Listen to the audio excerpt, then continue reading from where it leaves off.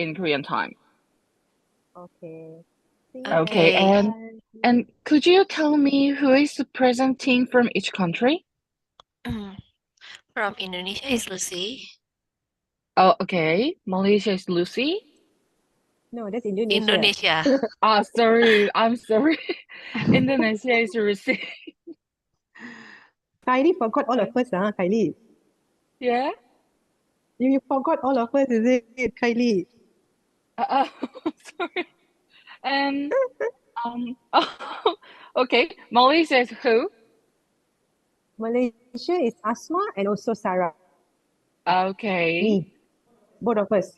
Okay. Okay. Both. Kylie, who be sharing the slides? Will you guys be sharing the slides? Oh, pardon? Will you guys be sharing the slides later? Slide? The slides, presentation Yeah. slides? Yes. Who will be controlling the slides? I'm downloaded in. Okay. Oh, we cannot share your slides, so share yourself only. Oh, so we ourselves share the slides, is Yeah. it? Yeah, right. Okay, okay. Yes. All right, Kylie. All right, can. Okay. No problem. Okay, then. See you later. Okay, good. All right. Okay. Bye. Bye. And Philippine, Miss Marcel? Mr. Lemuel Ontalan will present on behalf of the Philippines. Yes. Oh, who's present? Pardon? Lemuel. Oh, Lemuel. Okay. Lemuel. Yes. We Okay, already Lemuel only? submitted our PowerPoint, so are you gonna share it or at our end? Mm-hmm.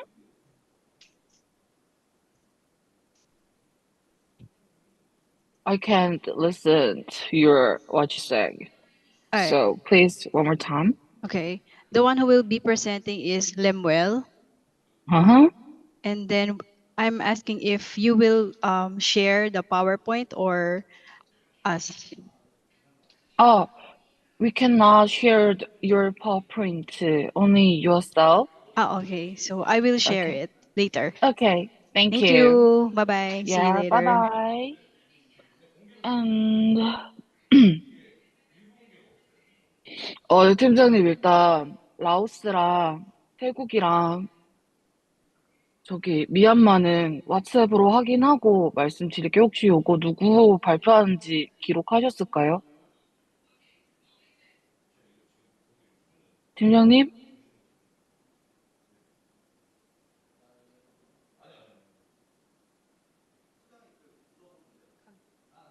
네, 발표자가 누군지 파악했는지.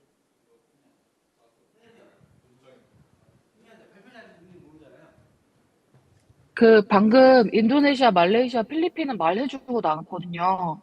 뭐라고? 뭐라고? 제가 지금 다른 작업하느라고 아예 못 들었어. 아, 네, 그러면 그냥 제가 한 번에 정리해서 보내드릴게요. 아, 네.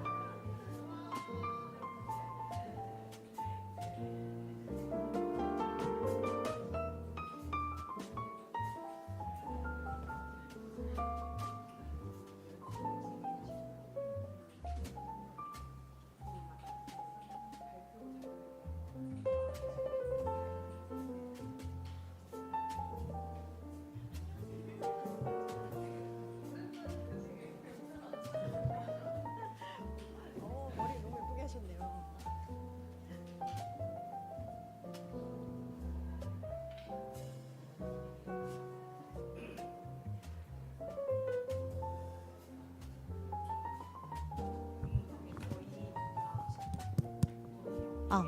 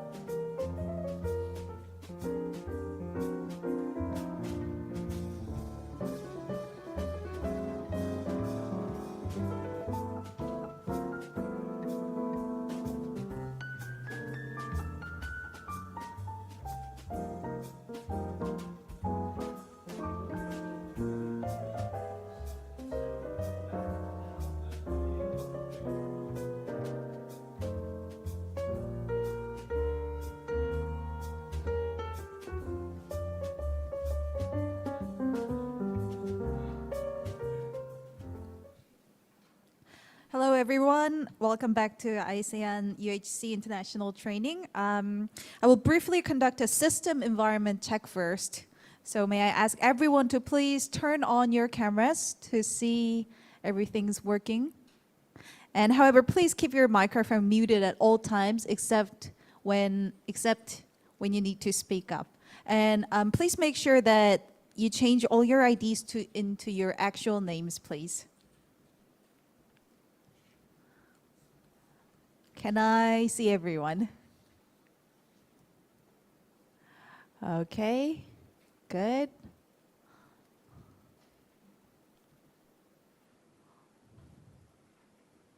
Let's wait a little long till I can see everyone. Okay. May I ask everyone to please turn all your cameras and please keep your microphone muted at all times except when you need to speak up.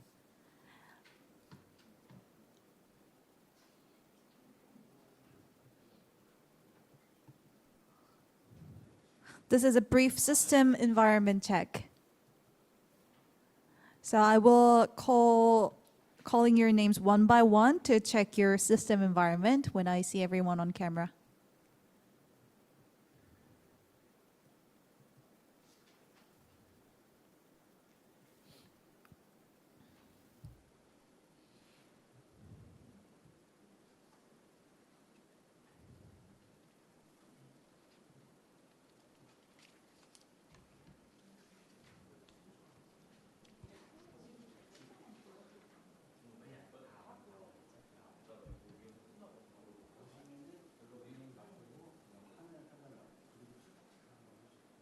We will wait for a few more minutes, and when I see everyone's here, I will start calling your names one by one to check your system environment. to make sure everything's working all right. So please turn on your cameras. Thank you.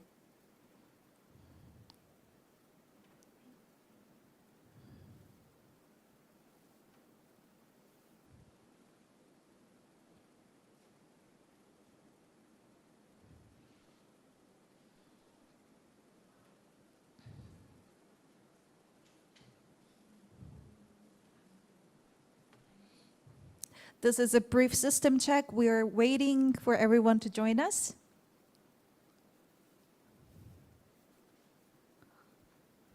And please change your IDs into your actual names so we can make sure that everyone is joining us. Thank you.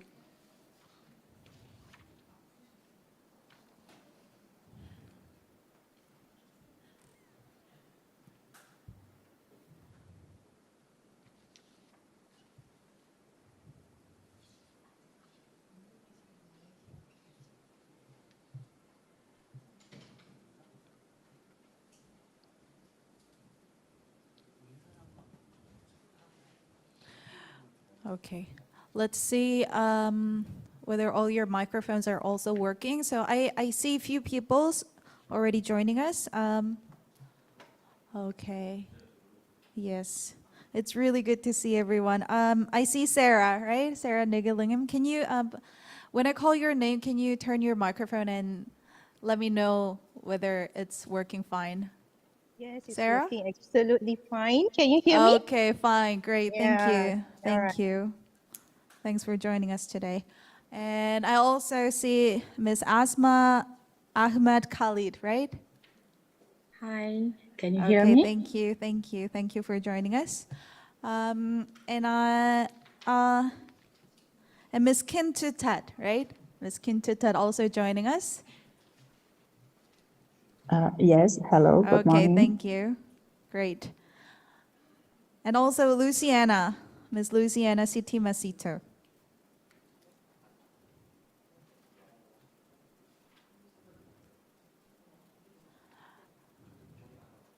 Ms. Luciana? Luciana, can you hear us? Yes, I can hear you. Okay, thank you, I thank you. apologize. I am with double beating. Fine, it's great, it's great. And we Ms. Wilailuk Wisasa, right? Ms. Wilailuk Wisasa from Thailand. Welcome, Yes, welcome. Okay, great yes, to see nice to meet you. you all today. Thank you, thank you. I see Marifel just joined us, right? Marifel from Philippines. Greetings from Korea. Okay. Can you briefly turn on your microphone to see if it's working? Hello. Okay, great. Great, great. Thank you.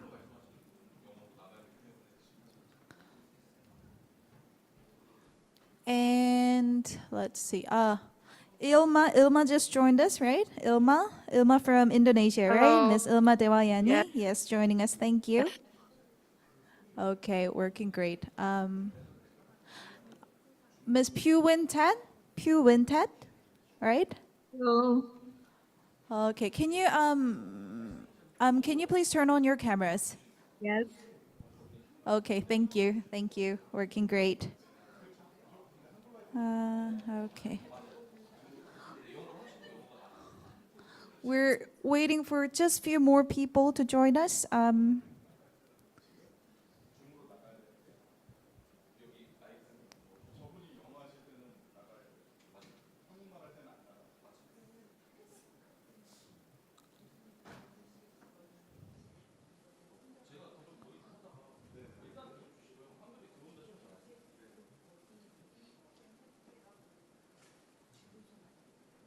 Recording stopped.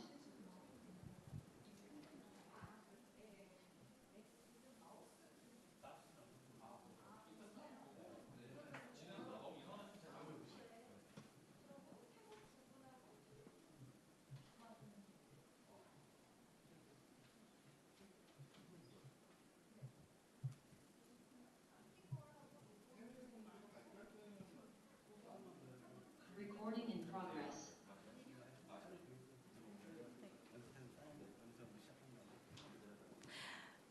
We're still waiting for a few more to join us. Recording stopped. Thank you for your patience. I'll be right back when I see everyone is joining us. We'll just wait for a few more minutes. Thank you. Recording stopped.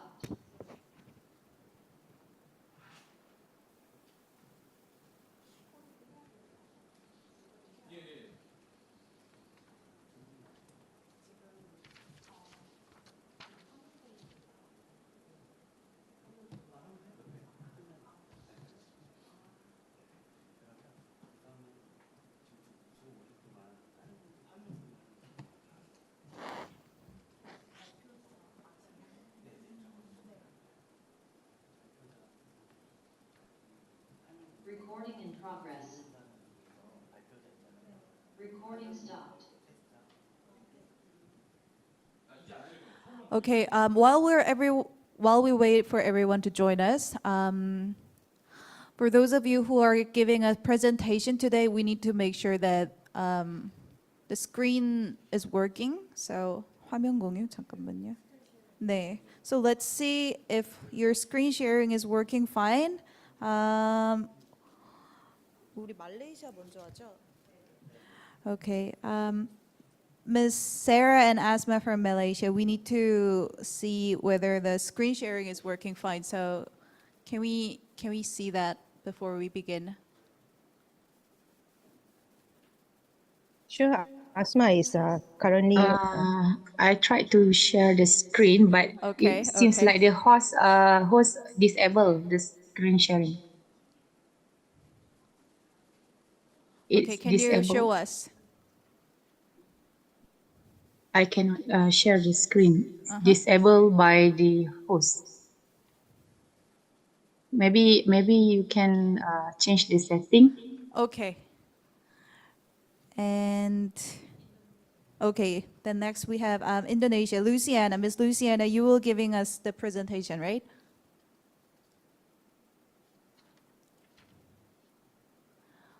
We will going to check for the screen sharing for now.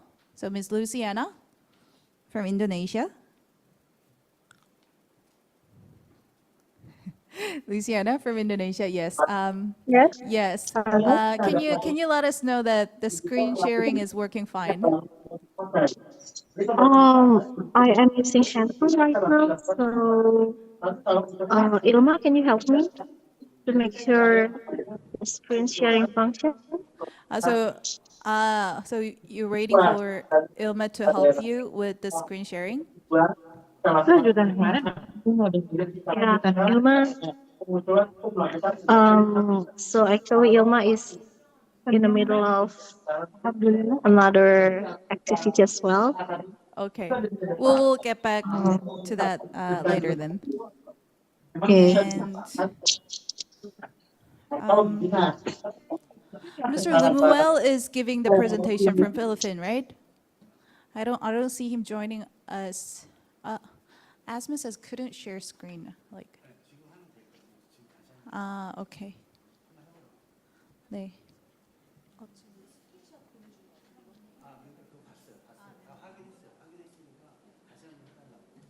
네. Asma, can you try again? We just checked the status.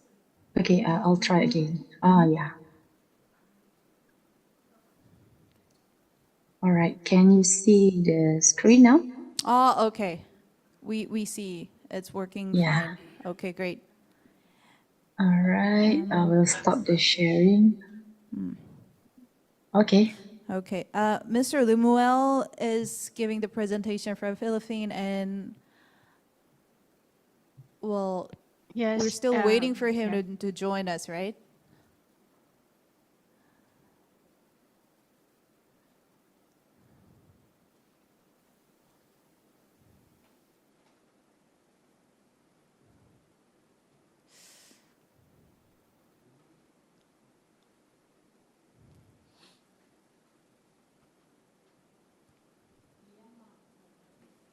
Okay.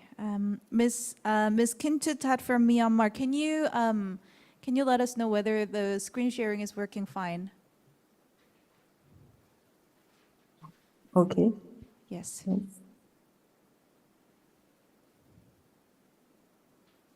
So can you see my screen share? Okay. Working great. Thank you. Okay, I stop. Okay. And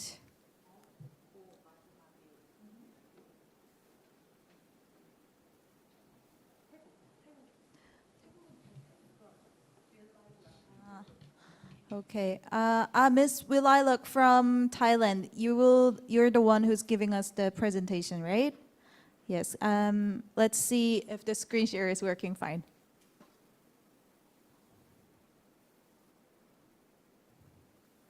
Gotta turn on your microphone.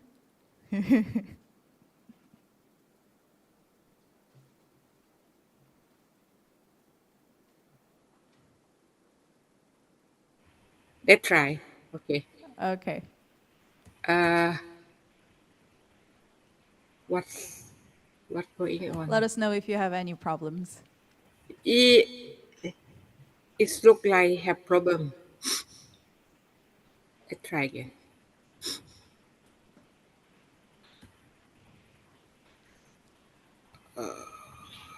Okay. Mr. Lumuel is joining us later. Okay. Thank you, Marifel. And yes, Ms. Wililuk, yes, try share your computer screen. Later, I cannot share. I will try again.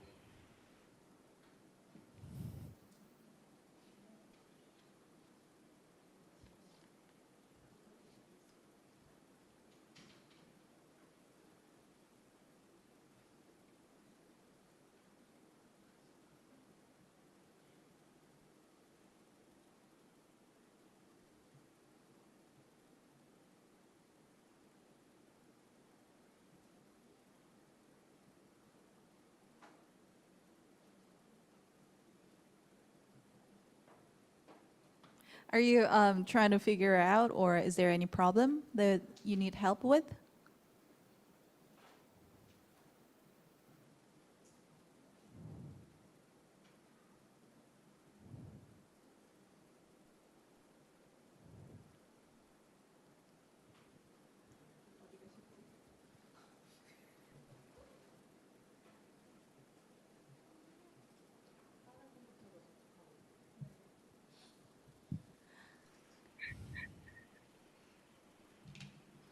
Sorry, I try again.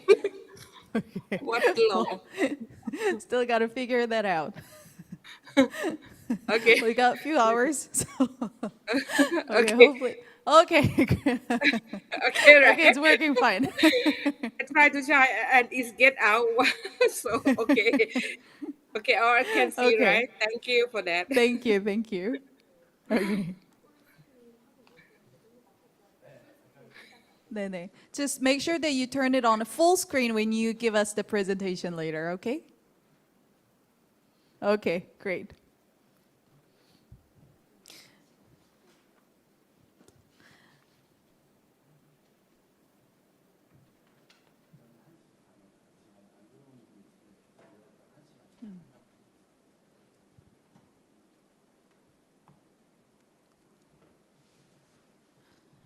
Okay, we will start in a few minutes, just few minutes.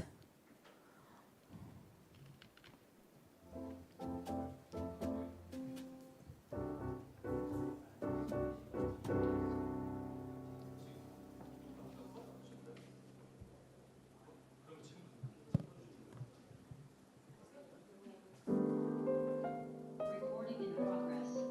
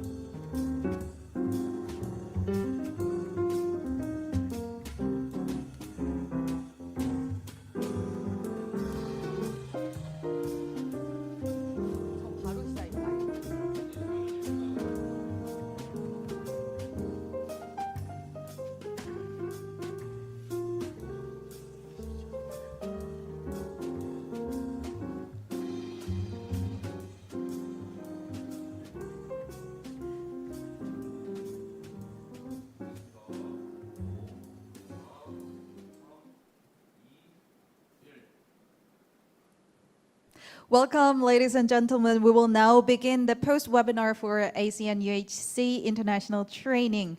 I am Park Min-sar, MC for today's post-webinar. I hope everyone is doing well, and it's really such a great pleasure to meet you all again.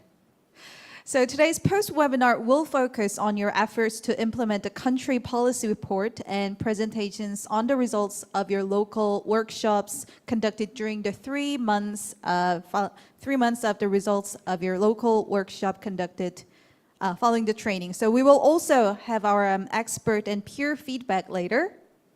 Now then, without further ado, let's begin the post-webinar on ASEAN UHC International Training.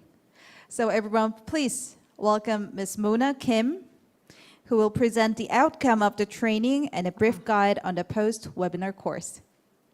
Thank you, Mona Kim. Okay. Good afternoon. Nice to see you again. Okay, I'm Mona Kim. As you know, I'm training manager from Kohai. I'm so glad to see you again. Thank you for joining us. I wish you all well. Okay. 3 months have passed since the invitational training ended. I brought some pictures here. Can you see? Yes. It is autumn in Korea. I'm curious about the weather in your country. The pictures are Namsan Tower and Lotte Tower and Gyeongbokgung Palace, where you visited. Can you remember? Yes. Now the weather, the season is changed, so it's beautiful. Just okay. From now on, I will officially inform you of the training. I'd like to share the achievement of the 3-year training project and introduce the post-course web seminar operation plan. First, a project overview. Let me introduce the training of a project that has been conducted for 3 years. This project is a part of K-Health project that is in charge of the Minister of Health and Welfare in Korea. The vision of K-Health project is to strengthen ASEAN-ROK collaboration in building a more robust and resilient regional health system in ASEAN. With the launch of ASEAN-ROK Dialogue Channel for Healthcare Sector in August 2020, UHC, which is an important part of ASEAN Health Cluster, was selected as a topic of cooperation after consultation with ASEAN Secretariat.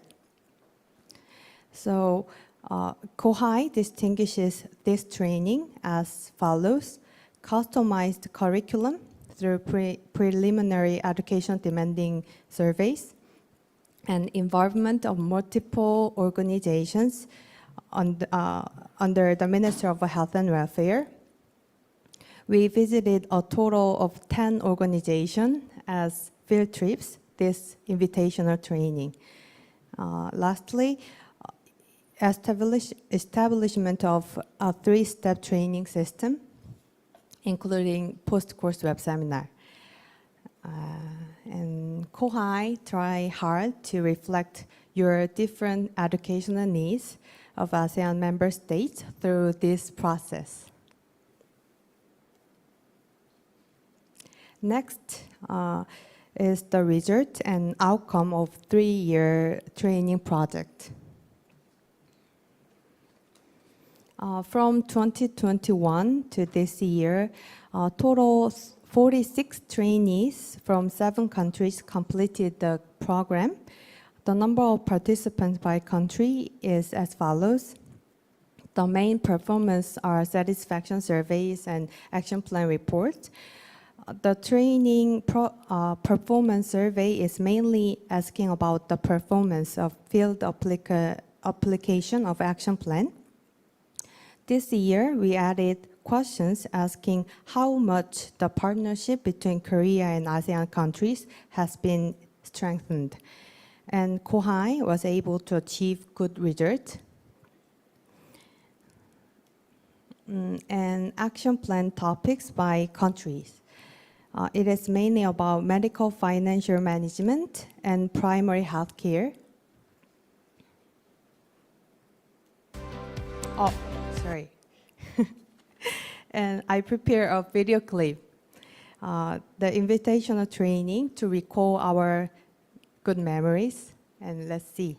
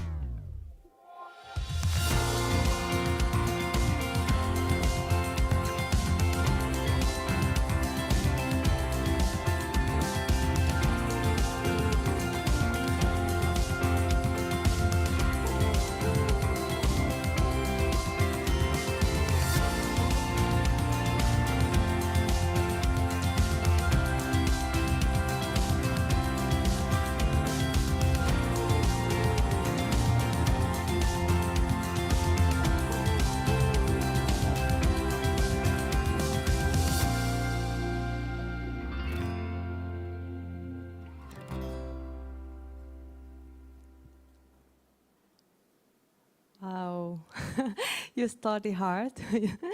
Okay, that's all. It is a post-course web seminar operation plan, the last part.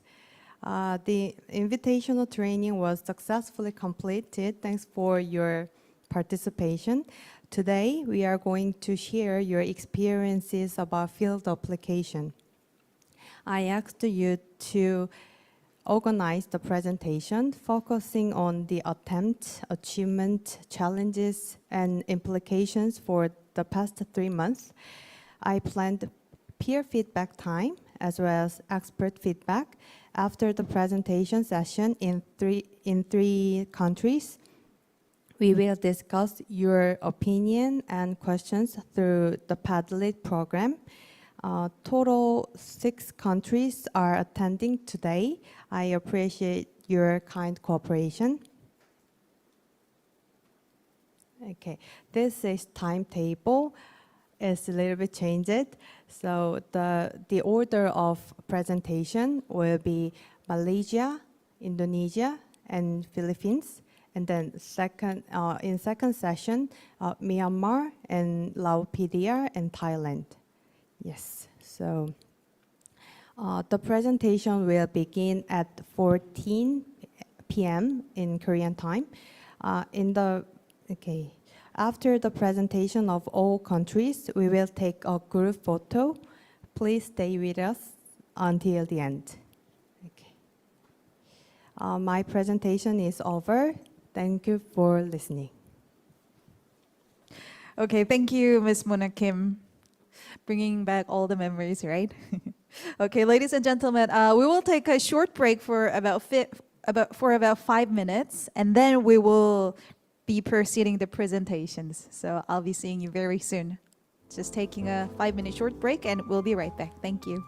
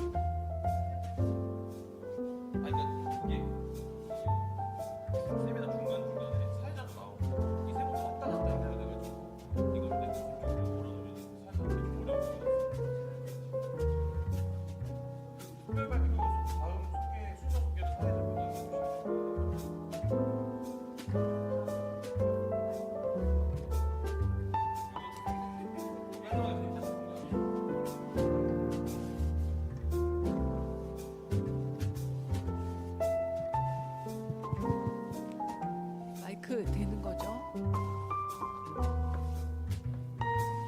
우리 이거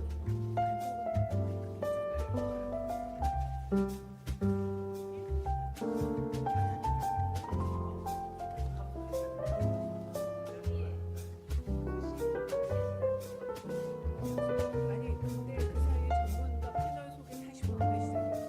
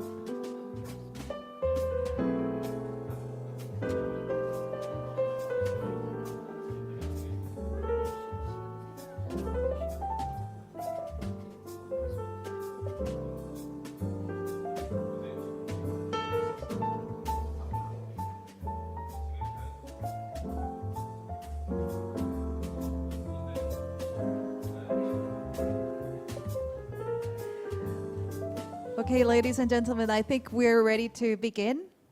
And before we start, please make sure you turn all of your cameras, please. Please make sure to turn on all of your cameras.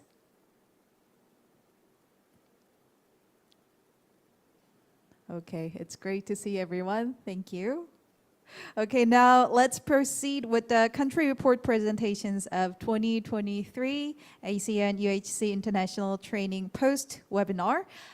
Today we are having panelists here joining us for the presentations, so please allow me to introduce them one by one. Panelists, we would also appreciate your word of welcome to everyone.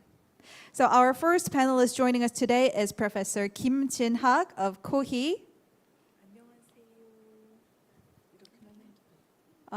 네. Okay. And our next panelist joining out her busy schedule is Deputy General Ms. Kim Sun-ae, Korea Foundation for International Healthcare. Welcome, welcome. Thanks for joining us. And we also have with us today Deputy General Manager Sung Ye-na at Healthcare Standardization Department, Korea Health Information Service. Okay, welcome and thank you for joining us. Please give them a warm wave of hands. Okay, for our first presentation session, we will invite our colleagues from Indonesia, Malaysia, and Philippines to present your reports. Malaysia will go first, yes. And second session, we will have our fellow presenters from Myanmar, Laos PDR, and then Thailand. So presenters, I know you have a lot to say, but each of you are kindly asked to keep your presentations within 10 minutes. When your 10 minutes is up, we will have approximately 15 minutes to get our expert feedbacks. And then later on, we will also go look through all the Padlets to see if there are another feedbacks coming in. So please make sure to keep in 10-minute presentation sharp. Comments and questions from our fellow participants will be collected and shared through the Padlet program, and they will be discussed collectively after the 2 presentation sessions just before the break. Okay, if you have any questions or comments during the presentations, please post them on the Padlet program. You can find the link in the guide material. If you have problem finding it, let us know. Okay, so just to summarize, the country report will be presented by 6 countries. We will be starting with Malaysia. And should we go or? 네. Still, we have like 7 minutes left. We set the schedule to sharply start on 2 p.m. in Korean time. So I guess we will wait for a few more minutes and then we will start at 2 p.m. in Korean time sharp. Thank you for your patience.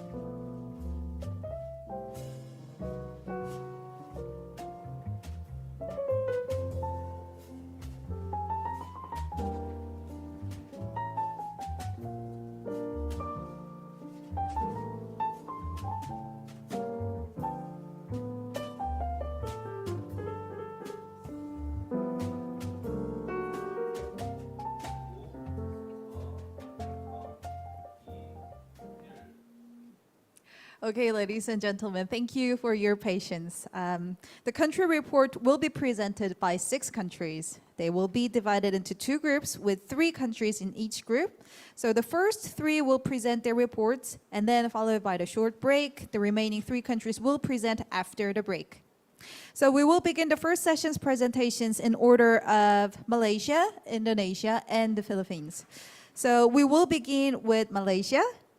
Are you ready to show us your presentation? All right, then please go ahead and share your screen. Thank you.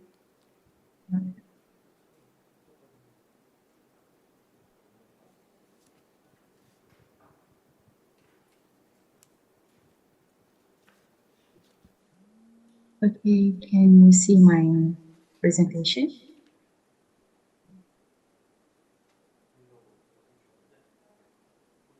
Hello? Yes, we can see your presentation. Yes, Okay, it's working fine. You can begin. Okay. You can start. Thank you. All right. Good afternoon, everyone. It's nice to see you again today. I hope you can still remember me. I'm Asma from Malaysia, and today me and my colleague Sarah will be presenting about our field application result for our country. Okay, firstly, pardon my voice. I just recover from tonsillitis, so it's a bit changed. All right. So before we start to the progress report of our action plan, I just want to recap a bit about our action plan that we have been developed during our course in Korea. So our action plan is to increase public spending for the primary health care to 1.5% of GDP by 2028. And the statement of commitment, the health white paper was tabled in Parliament on June 15 to secure the bipartisan support, and it outlines the current status, gaps, and constraints faced by the Malaysian health system, and it also put forward a broad proposal of solution in phases over 15 years of period for structural changes on how the health system is organized, financed, and governed. So we have outlined two objectives for our action plan. The first one is to develop a detailed action plan for primary healthcare planning and implementation under the Health White Paper by October 2024. And then to establish a proper monitoring and evaluation body to ensure the implementation of this action plan to take place by 2024. Okay, so now we are here on the first item. We are here in November 2023. We just finished with the stakeholder engagement session to get the input from the related divisions. And then the development of the action plan for the health white paper will take place in December. And we aim to present the action plan to the MOH top management and health minister for approval in latest by June 2024. Okay, so this is the timetable for the first year work plan. All right. And then for the attempt that we have done so far, after we got back to our country, we have presented this action plan to the health white paper team members in July 2023. And then there's been development of governance structure and implementation strategies, which held in August 2023. So the white paper, the health white paper team members have been discussing with the Director General of Health on 16th of August, and then there's a discussion with the Health Minister on 21st of August 2023. So these pictures is taken during the presentation and discussion with the Health Minister in August 2023. Okay. So for the achievement that we have been achieved so far, the first one is Madani Economy, the launching of Madani Economy by our Prime Minister on 27th of July 2023. So what is Madani? Madani is our current government slogan, which is the acronym of 6 core values, namely sustainability, prosperity, innovation, respect, trust, and compassion. So this Madani Economy is actually a framework to restructure the economy of Malaysia to make Malaysia a leader among the Asian economies and to ensure the profit will be benefited by the citizen, the Malaysian citizen. Okay, so in this framework, the government will increase the investment in health to enable the reform. It aims to undertake our health service reform through various initiatives, including the targeting 5% of GDP for healthcare expenditure. And for the short-term strategies is to accelerate the implementation of the projects relating to dilapidated health clinics. Okay. The second one is 2024 budget that recently been tabled in Parliament on 13th of October 2023. So for the next year budget, there has been a 13.45% increase for health service allocation from 36.3 billion ringgit to 41.2 billion ringgit in 2024. Okay, and then the third one is the approval from the Health Minister on 10 October for the appointment of Health Reform Secretariat, Technical Working Group, and the Technical Committee, as well as Steering Committee for the Health White Paper Implementation Plan Development. Okay, so we move to our next slide. I will pass our presentation, my presentation to my colleague Sarah. Thank you, Asma. So now I'll continue from where Asma has left. So moving on, these are actually, as you all can see, the challenges as well as the risks that we face. So these are just among the challenges which we want to share with you guys. So in terms of differences in agenda, the stakeholders groups, they have their own agenda, and most of them are actually lobbying for their own interests to be included into the implementation plan of our national health reform policy and also agenda. So some actually they have and they are also resisting the changes that reduce their share of the budget in favor of primary health care. So these groups can actually exert significant influence on decision makers. The second is on political will. Increasing public spending, as you all know, towards primary health care or PHC requires strong political commitment and also support, and political opposition or reluctance can actually hinder these efforts to increase the funding. In terms of intersectoral collaboration, successful primary healthcare often depends on collaboration across multiple sectors, including education, social services, and also public health. And these coordinating efforts are actually very challenging. And of course, there's the issue of public awareness and support, whereby the public's understanding of the importance of primary health care and their willingness to support this increased spending is actually crucial. And public opposition or apathy can actually make it difficult for policymakers to allocate more resources. Next slide, please.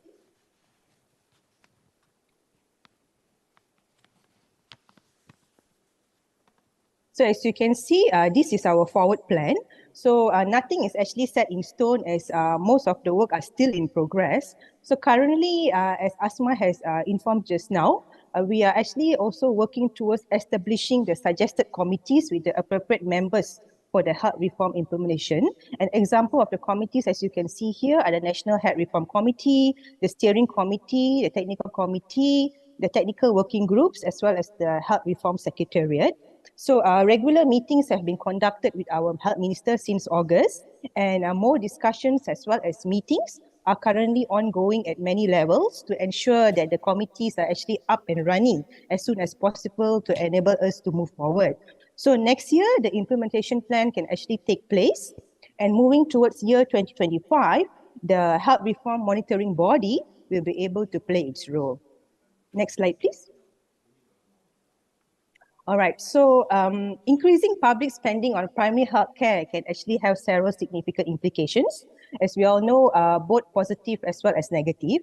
And these implications can actually affect various aspects of healthcare, the economy, as well as the public well-being. So here are some of the key implications.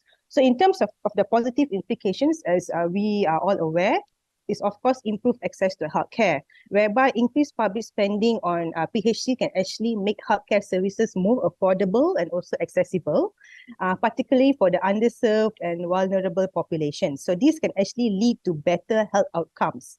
And this aligns with the concept of UHC. In terms of preventative care, primary healthcare, of course, emphasizes preventative measures such as vaccinations and also health screenings. And increased spending can actually lead to more emphasis on preventing diseases and reducing the overall healthcare burden. In terms of early disease detection, increased funding can of course support early detection and diagnosis of health issues, enabling timely treatment and reducing the severity of illnesses. In terms of reduced health inequities, adequate public spending on PHC can actually help reduce health disparities by ensuring that all segments of the population, regardless of their socioeconomic status, have actually access to essential healthcare services. In terms of relief on secondary and tertiary care, as we all know, with primary healthcare managing common health issues, Secondary and tertiary care facilities can, of course, focus on more specialized treatments and also complex cases, improving efficiency in the healthcare system. In terms of lower long-term costs, by focusing on prevention and early intervention, primary care can, of course, help reduce long-term healthcare costs, and this can actually free up resources for more critical health issues. In terms of patient satisfaction, enhanced primary healthcare can lead to higher patient satisfaction, as it often involves more personalized, continuous, as well as coordinated care. And of course, this at the end, the goal is, of course, in terms of economic benefits, whereby a healthier population can be more productive, and actually this leads to more economic benefits of the country. So these are the positive implications. So we are also aware that there are many negative implications too, such as the budgetary pressures. For example, budgetary pressures in terms of increasing public spending of primary healthcare may actually strain the government budget, which can lead to concerns about fiscal sustainability and also potential deficits. In terms of resource allocations, a higher allocation of funds to primary care may actually divert the resources from other areas of healthcare, such as specialized medical services or hospitals. In terms of resistance to change, the healthcare system may actually resist changes or reforms, as established interests and practices may actually feel threatened by the reallocation of resources. In terms of quality, there might be some concerns whereby rapidly scaling up primary healthcare without adequate oversight and quality assurance measures can actually lead to concerns about the quality of care provided. And of course, the healthcare workforce. That is also a challenge, whereby a significant increase in primary care spending may actually require a larger healthcare workforce, which can be challenging to achieve in terms of recruitment, training, and of course, retaining the qualified professionals. In terms of political and ideological conflicts, public spending decisions in healthcare are often politically charged, and this may actually lead to ideological conflicts, which might slow down the implementation of necessary reforms. And finally, technology and infrastructure. Expanding primary healthcare may actually require investments in technology as well as infrastructure, and this can be costly and also time-consuming. So to conclude, even though this is what Malaysia and we are actually pushing forward, we realize that it's actually essential to strike a balance between increasing public spending on primary healthcare and also other healthcare priorities to ensure that the healthcare system meets the needs of the population effectively while managing the fiscal constraints. So it is challenging, but worth trying and pushing forward. Next slide, please. With this, I end the presentation for Malaysia. So thank you, everyone, and terima kasih.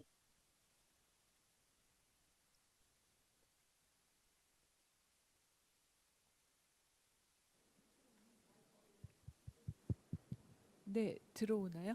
네, 수고하셨습니다. 우리 패널이 세 분이 계시고 저도 좌장을 하면서 피드백도 드릴 건데, 그래서 말레이시아에 대해서는 한국보건의료정보원의 성예나 차장님께서 피드백을 주실 겁니다. 성 차장. Okay, so we're going to have three panelists give you some feedbacks, and we will start with our Deputy General Manager Song Yena at Health Standardization Department, KHIS.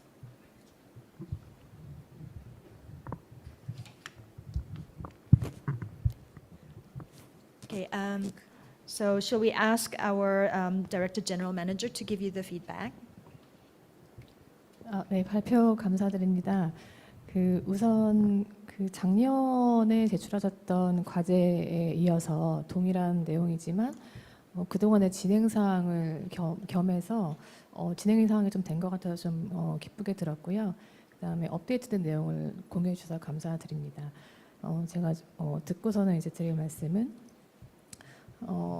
작년에 비해서 그러니까 프라이머리 케어의 지출 비용을 GDP 대비 1.0이라는 수치에서 GDP 대비 1.5%라는 상향을 하셨는데, 아마 그 이후에는 뭔가 프라이머리 헬스케어에 대한 중요성에 대한 말레이시아 자국 내 인식이 좀 강했던 것 같고요. Okay, so thank you for that presentation. I think you had a presentation that you have presented last year with the same topic, and I think I'm very happy to see that you have made some progress, and thank you for the update. So just looking at your presentation, right off the bat, we can see that the expenditures that you have put forward compared to last year has increased, so that now it is 1.5% from 1.0% last year compared to your GDP, out of your GDP. So I believe that this signifies that there is an increased awareness in the importance of investment in primary health care. 예, 그런 그 최종 목표치 상황과 더불어서 목표 계획하셨던 대로 헬스 화이트 페이퍼도 계획대로 구성하시고 국회에 상정하신 것도 예, 축하드리겠습니다. 그리고 더불어서 그 마다니 이코노미라는 빅 프레임워크가 런치한 것에 대해서도 저는 이제 굉장히 좋은 기회가 된다고 생각을 하고 있습니다. Yes, and I would also like to congratulate you on the fact that you are well on your plans with the white paper, the health white paper. And also you have presented about the very big framework, Madani economy, which I think will be a very good opportunity. 네, 이렇게 계획하셨던 바와 같이 헬스 화이트 페이퍼도 작성이 되었고 이제 마다니 이코노미라는 큰 프레임워크가 이제 상정이 됐는데 이제 좀 제가 조금 아쉬웠던 점은 이제 이렇게 큰 프레임워크들이 있다는 건 굉장히 좋은 전략이고 굉장히 그 정책을 수행하면서 중요한데요. 그 안에서 이제 프라이머리 헬스케어를 어떻게 이 빅 프레임워크 안에서 프라이머리 헬스케어 제출 비용을 어떻게 할 것인가에 대한 세부적인 좀 전략이나 뭐 다른 포션과의 비율이라던가 이제 이런 거가 조금 세분화되지 못한 건 조금 아쉬움이 있긴 합니다. So it is really good that you have the two big plans, your health white paper and Madani economy, which can be very big frameworks for you. One thing I would point out though is that yes, the big frameworks are good and they are important, but how will you be spending on the primary health cares out of all the other areas? That detail has to be included in that big framework, which I have not seen in your presentation. So I would like to see more of the detailed strategies in your presentation. 예, 아마 예, 그래서 제가 그 헬스케어 리폼이라는 그 빅 프레임워크가 말씀하신 대로 큰 기회인데 사실은 이게 프라이머리 헬스케어뿐만 아니라 아까 말씀하셨던 그 다양한 스테이크홀더들에게도 굉장히 좋은 똑같은 기회가 될 수 있습니다. 그래서 이 큰 기회가 생겼을 때 그 안에서 프라이머리 헬스케어에 어떻게 중심을 잃지 않고 다른 스테이크홀더들 예를 들면 뭐 백신 프로그램이라던가 아니면 뭐 입원 프로그램이라던가 많이 이제 서로 파일을 가져가려고 아마 이제 로비도 하실 텐데 그 안에서 프라이머리 헬스케어가 그 지분을 잃지 않고 쭉 해서 계획 목표하신 대로 이제 지출 비용을 늘리기 위해서는 조금 더 세분화되고 구체적인 근거가 필요하다고 생각이 듭니다. So as I said, you have a very big opportunity, and with that big framework, the healthcare reform, and you have to also remember that you have a very big opportunity also with the diverse stakeholders that you have. I know that for this big framework, where it includes many programs like the vaccine programs and admission programs, they will all try to claim their own share in this big framework. So you have to think about how you will not be able to lose your share of that investment in the primary health care out of this big framework. 예, 그런 측면에서 지금 이제 앞으로 내년 1분기까지 진행을 하시게 될 그 세부 액션 플랜을 수립하는 데 있어서 굉장히 많은 디테일과 세부적인 플랜이 구체적으로 계획하신 바를 담아야 되는 게 굉장히 중요하다고 생각이 듭니다. So in the same context, I believe that your detailed planning will be extremely important. So that plan, those action plans, very detailed action plans, have to be completed by the first quarter of next year. 네, 더불어서 그 모니터링 이밸루에이션 기구 설립 있어서도 이제 설립을 하고 이제 같이 모니터링하는 것도 굉장히 중요하겠고요. 그래서 앞으로 그 세부 액션 플랜을 수립하시고 계속해서 이 기조를 이어나가시는데 많은 힘이 되셨으면 좋겠습니다. 네, 감사합니다. And also, it is extremely important that you're also thinking of the monitoring and evaluation plans. You have mentioned that you will be setting up a team of monitoring and evaluation. So that part is very important. So I hope that in implementing some of the very detailed plans for the next year, you will be able to continue on with these plans also related to monitoring and evaluation. We really hope to see a lot of progress from your side. Thank you. 네, 감사합니다. 지금 처음으로 발표하는 게 누구나 제일 힘든데 두 분이 모두 다 참여해서 같이 나눠서 해주셔서 되게 좋았고요. 그런데 나라별로 지금 말레이시아에 대해서 또 피드백을 하거나 질문이 있을 수는 있는데 시간을 잘 관리하기 위해서 플로어에서 주시는 질문은 패들릿에 올리는 걸로 하겠습니다. So thank you for that first presentation. I know that going first is very difficult, but thank you, Malaysia, and it was a very good presentation. I'm sure that there will be feedbacks for each of the countries, and we have constrained time. So for those of the other colleagues from different countries, your comments and questions, we would kindly ask you to upload them in the Padlet to save time. 네, 말레이시아 팀 감사하고 성 차장님 감사합니다. So thank you, Malaysia, and thank you, Yena, for your feedback. 네, 이제 다음은 인도네시아에서 발표해 주시기로 하겠습니다. Next presenter will be from Indonesia. 네, 인도네시아의 발표 내용에 대해서는 한국국제보건의료재단의 김순애 단장님께서 피드백 주시겠습니다. So after Indonesia does the presentation, we will also have feedback from our Director General Kim Sun-hee of COFI.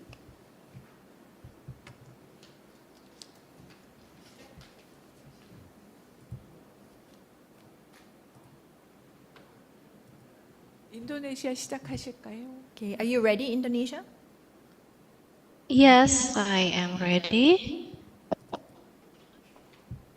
Okay. Okay.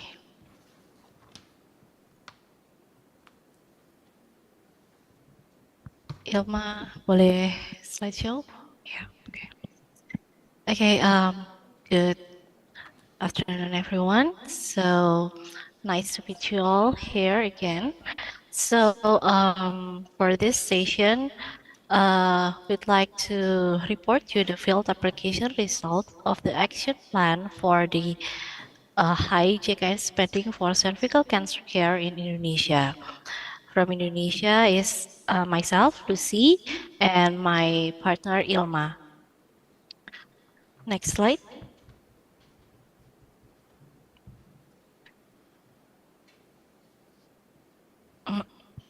Okay, so the first one is the result of the field application of action plan. So if you remember from our the last presentation there, our steps is first is to provide the evidence base for policy decision making. The second is introduction of HPV DNA screening through a piloting program, and then to enhance the cervical cancer screening policy. So this is the plan. And next slide, please.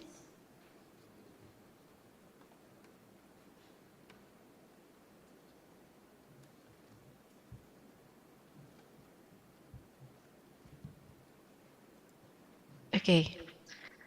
So this is as the briefs. In 2020, Indonesia already made a commitment at the World Health Assembly to cervical cancer elimination. In 2021, Indonesia HTA committee conduct the HTA study for the cervical cancer screening.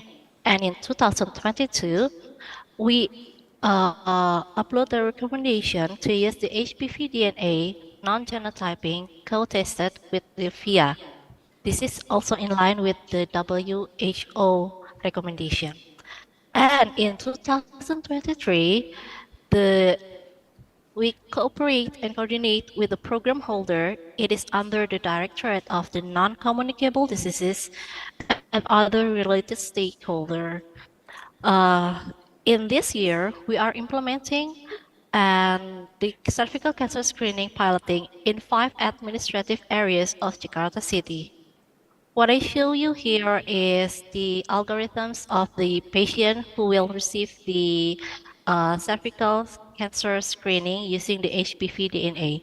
So we utilize the primary healthcare, the patient with eligible population comes to the primary healthcare where the examination conducted. After that, the sample is delivered to uh, the laboratory, and then the examination, and then the result. The result is then provided to the primary healthcare, given back to the client, and then report to the Minister of Health as part of the monitoring and monitoring of the program. Next slide.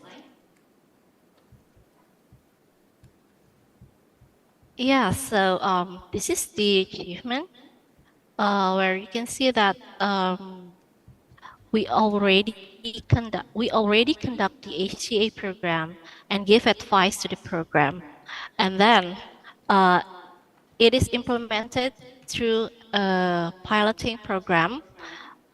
We have the legal basis under the Minister of Health letter, and then this program implemented. We already have 7,944 people examined. We lost like 56 sample. It is actually very technical in the program. So the update is now we are compiling the National Cervical Cancer Elimination Plan for Indonesia 2024. This actually this actually 2020 2024 2030, and its estimated budget for running the program in the national level. Next slide. The challenges and the risks. As I explained that the HTA study advised to use the non-genotyping because it is cheaper than other option, the partial and the full genotyping. Because of the price, the Indonesian population is so large, so to examine all those eligible population, of course, it will require a higher budget. Not to mention if the people is after the examination, he or she needs treatments that then the budget might rise in the early year of the implementation. So this is one of the challenges for us, and also for following up the monitoring of the result of the program each year. Next slide. The next plan, we already have the monitoring and evaluation of the cervical cancer screening piloting. It is ongoing. We also prepare the regulatory base for upscaling this implementation to the action plan. However, the action plan later need to be put under another regulatory base, and then disseminate this screening program to the population, to the people, and then implement the program. As I mentioned before, we are now trying to simulate the coverage, the price, what is the best price for implementing this program. The implication of this, our action plan, that this will become the input for the National Cervical Cancer Elimination for Indonesia, where one of the action plan is about to cover the examination based on the policy. Through this pilot process, it is hoped that we will have information about the effective and efficient of early detection of cervical cancer services mechanism at the primary care, increasing the early detection of cervical cancer in Indonesia, increase the follow-up coverage of early discovered precancerous lesions, decrease the cases of cervical cancer due to earlier detection of precancerous cervical lesions, economical prices for the kit, the early detection of cervical cancer, also act as a source of information on cost analysis for early detection of cervical cancer. It is HPV DNA and the VIA as the cost setting in our GKN program. So I think that's all my presentation. Thank you.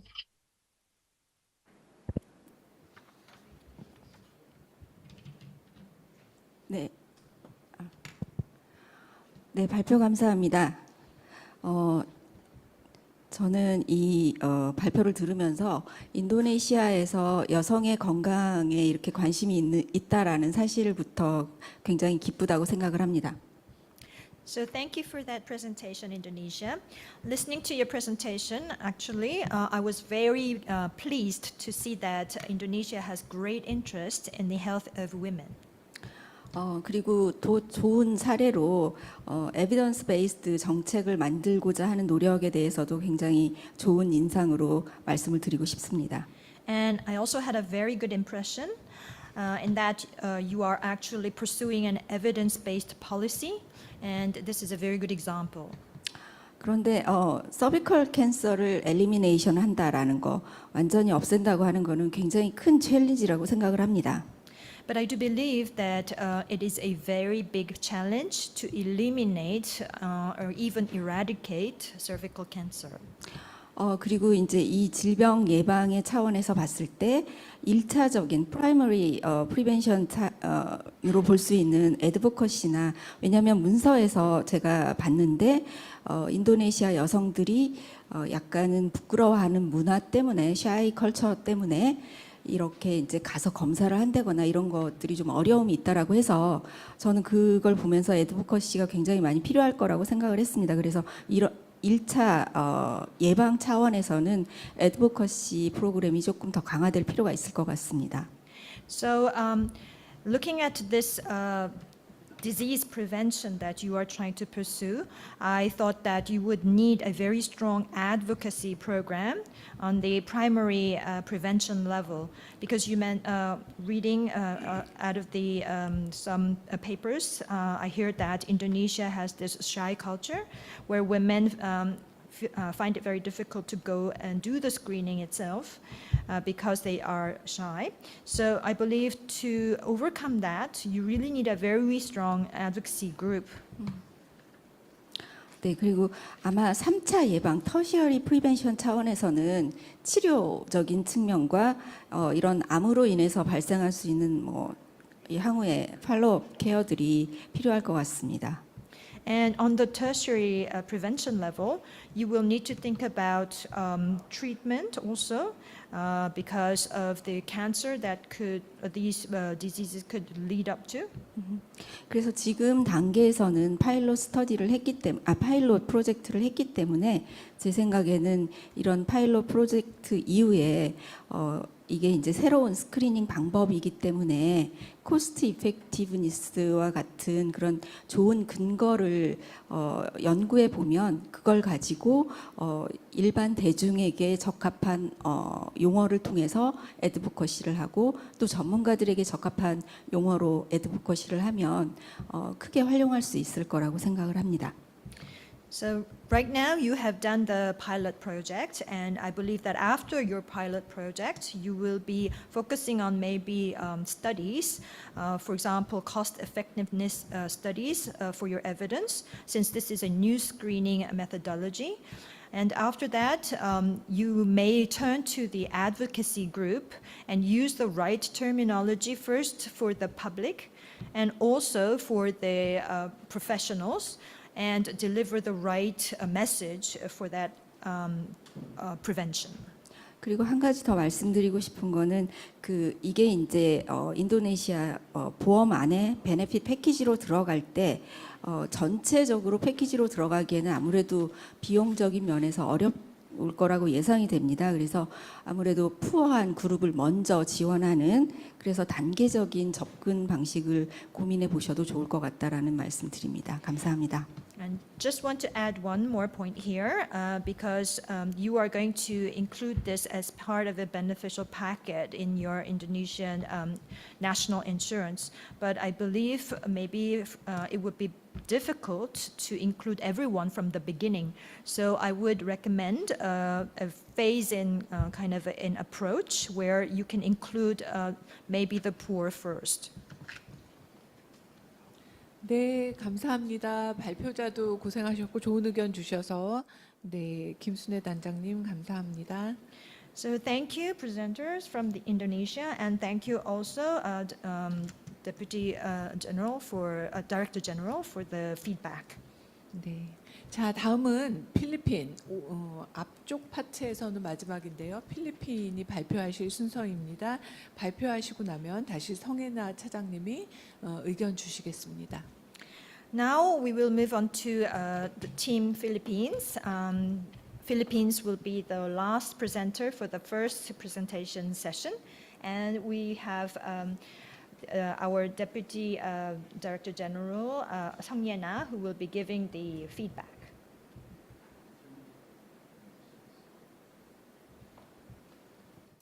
네, 필리핀 Deputy General Manager. Sorry. 네, 필리핀 Okay. 시작하시면 됩니다. So, are you ready? Okay, good afternoon. We're ready to present. Are we coming in clear? Okay, I'll be presenting on behalf of the team, Dr. Lester Tan of DOH and also of Maricol Santiago from the Department of Health. I'll be presenting our field application result of the action plan. Good afternoon to all.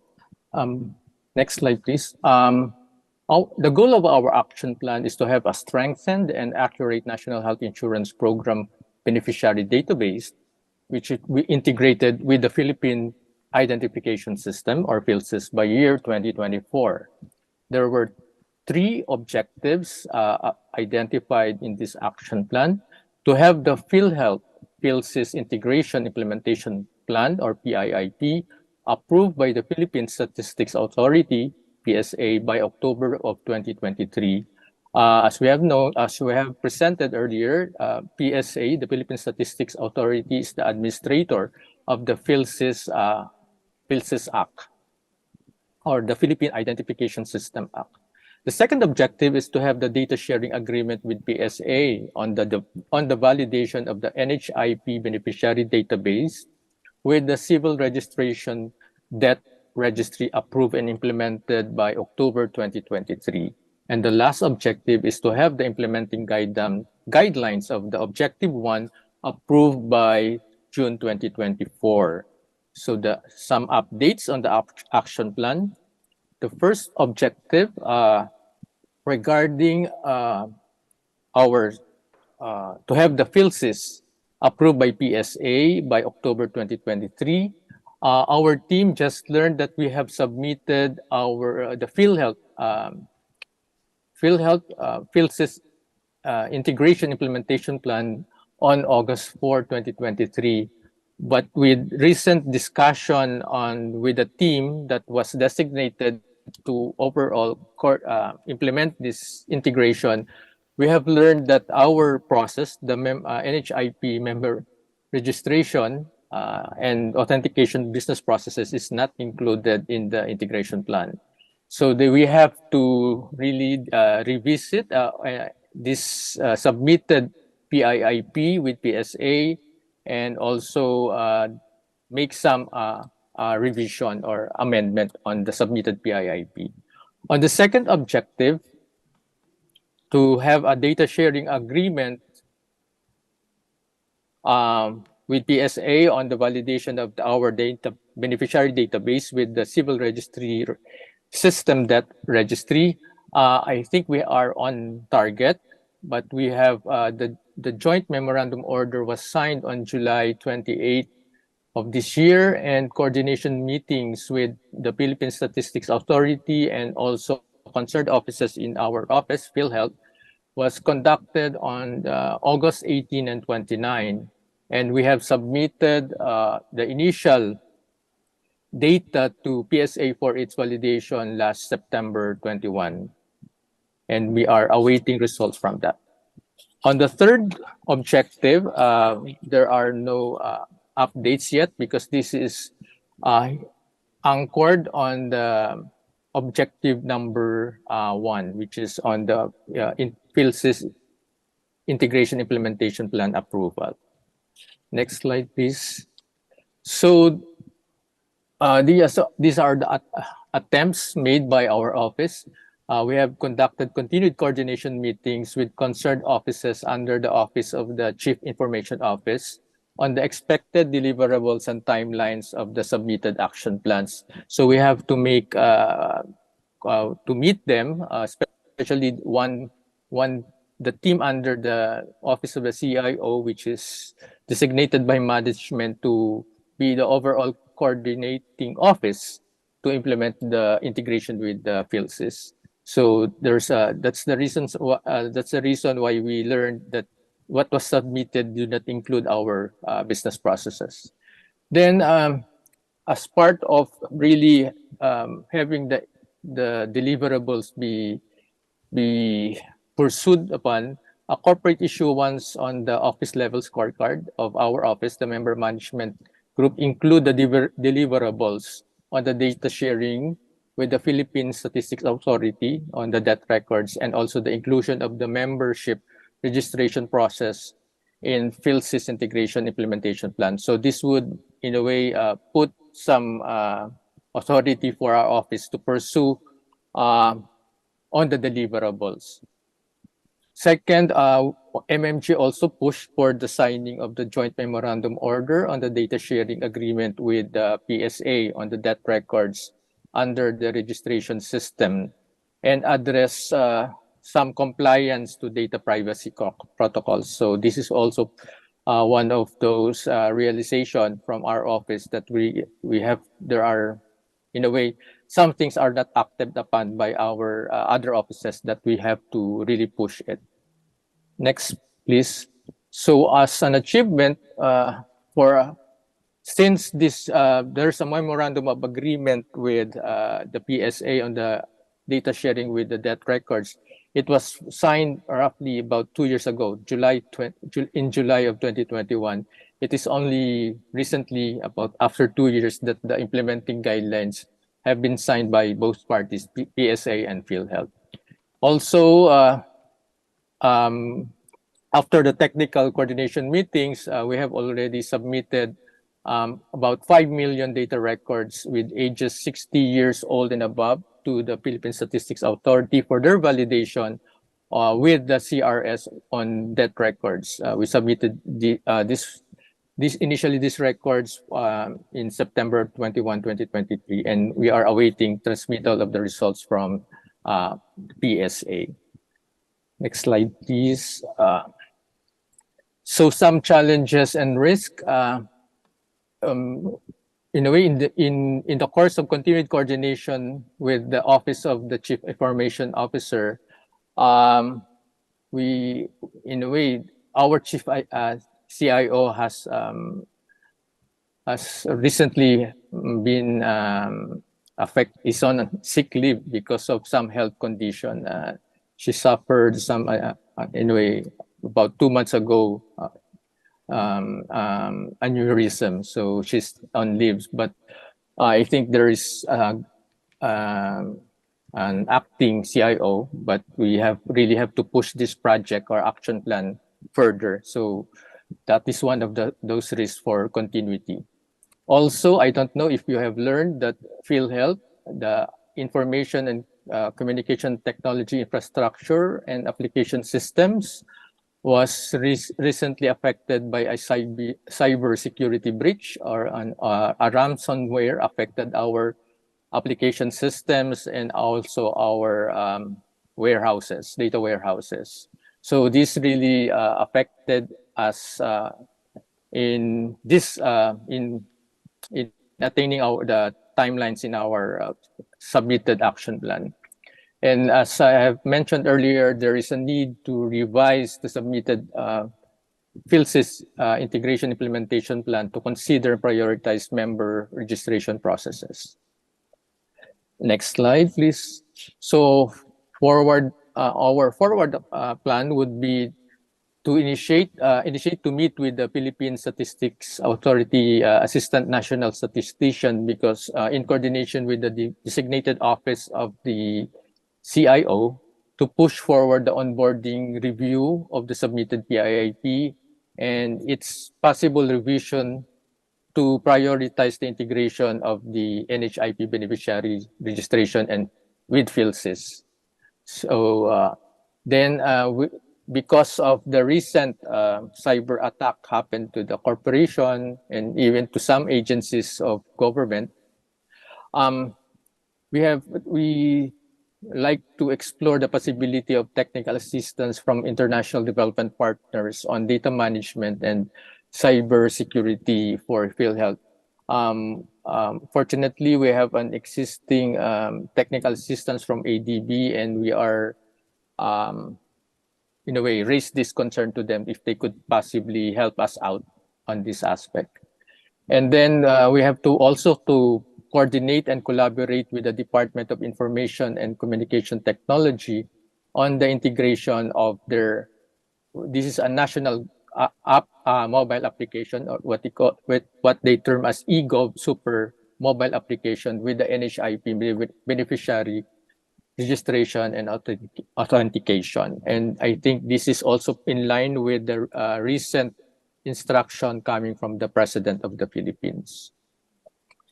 Next slide, please.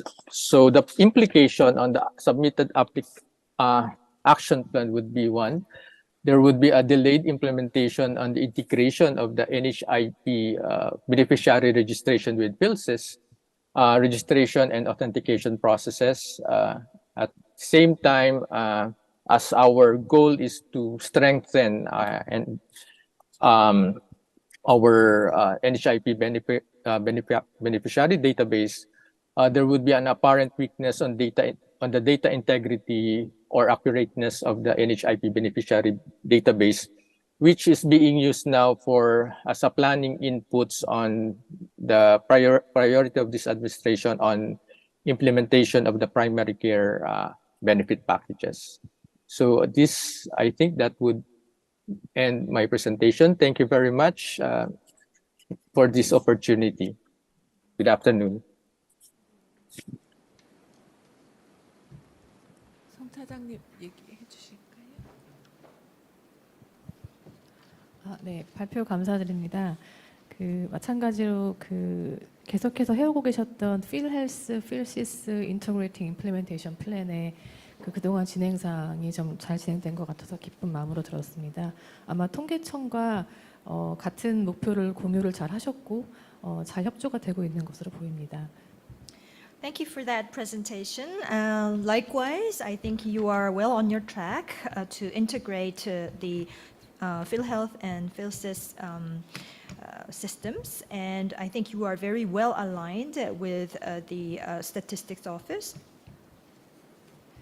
예, 그리고 최근 CIO의 건강 상태라든가 랜섬웨어 공격 등 여러 가지 어려움에도 불구하고 계속해서 노력해 주신 거에 대해서 감사를 드리고 싶고요.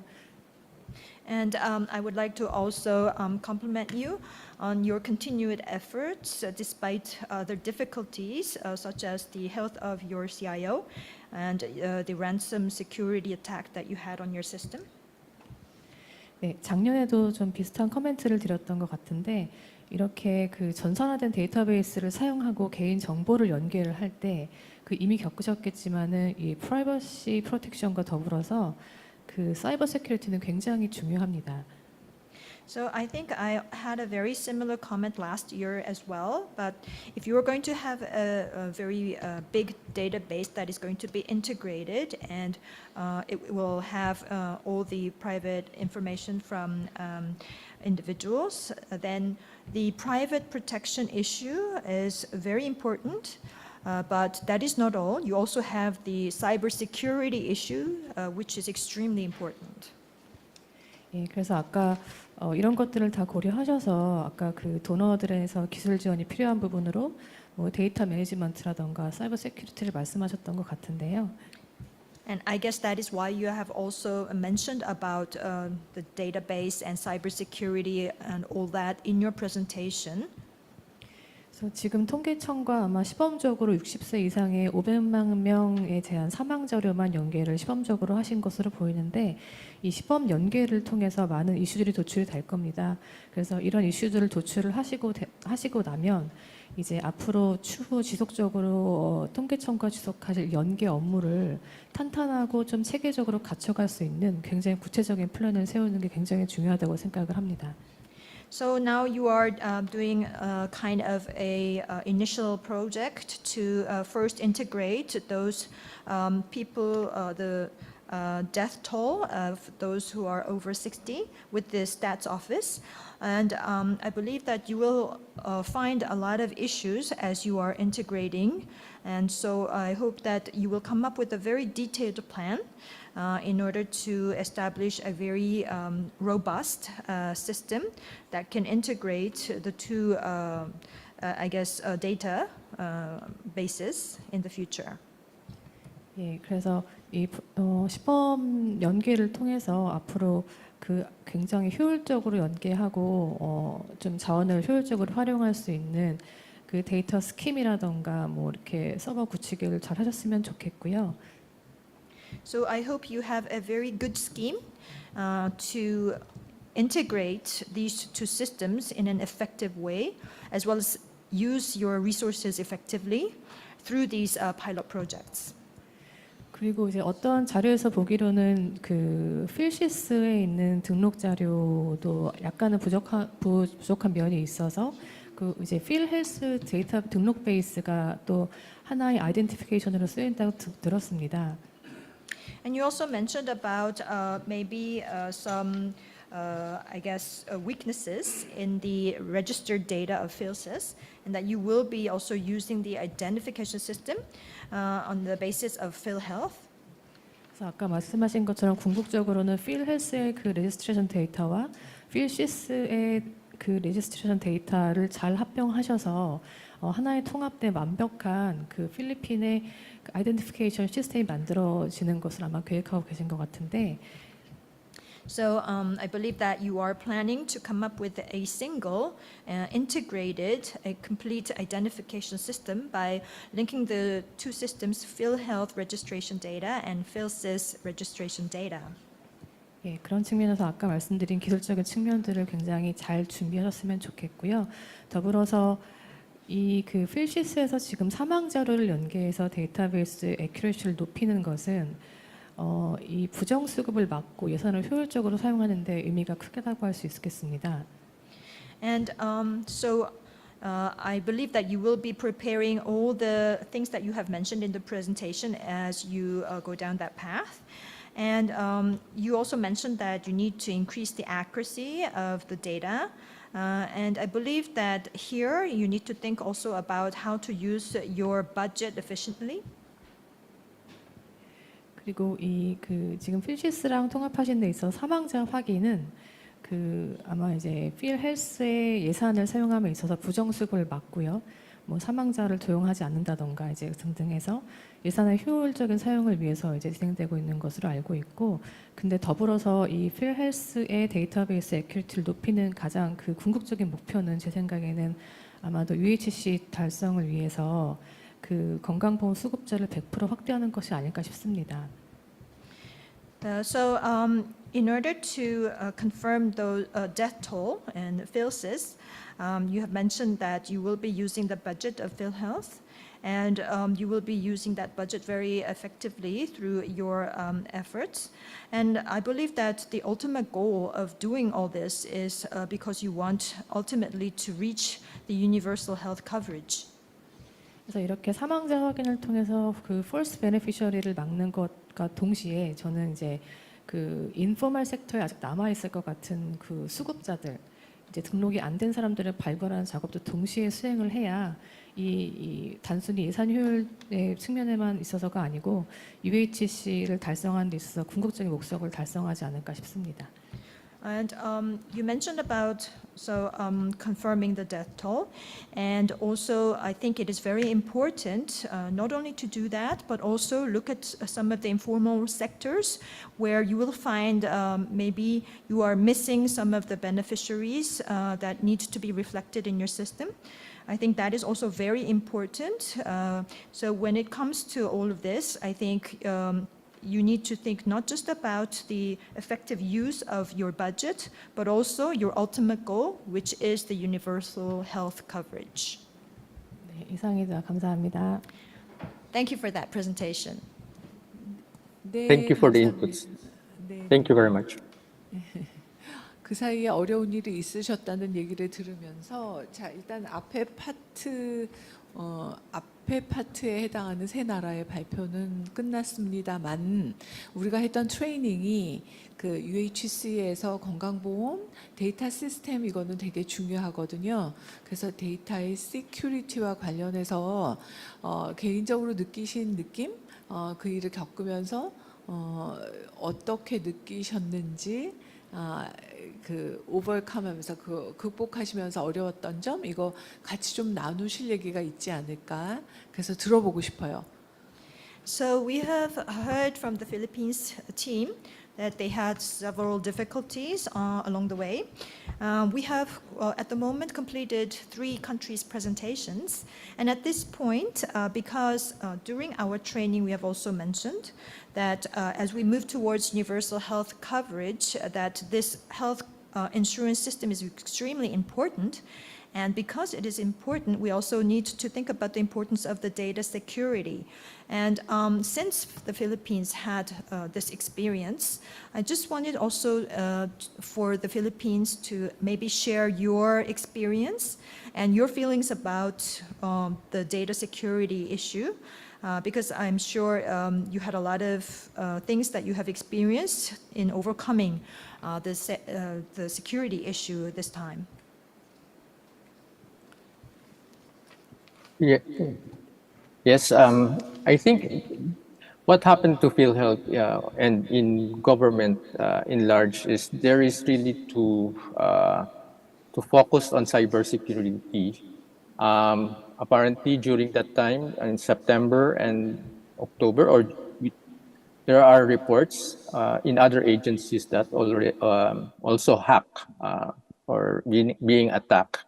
So for government and even the legislators now would like to help out of what legislative bills need to really strengthen cybersecurity attacks. We have already a law on data privacy, and we are observing some protocols. And apparently, we need to strengthen PhilHealth and also all the government agencies on this experience that happened to us. Initially, there are about